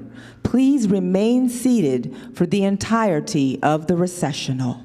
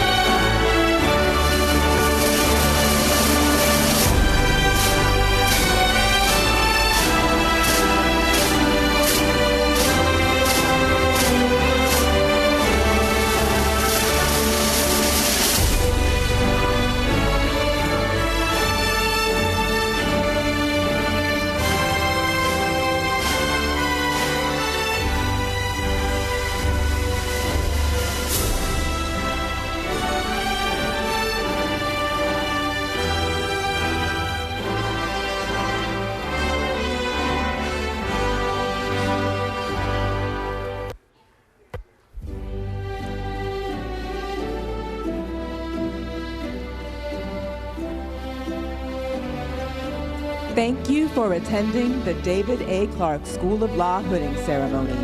We also set up a step and repeat backdrop at the front entrance of the theater for you to take pictures with your graduate. Enjoy. If you're missing a cell phone, please check with the tech booth. That may be your cell phone. If your cell phone is missing, please check with the tech booth at the rear of the auditorium. Thank you.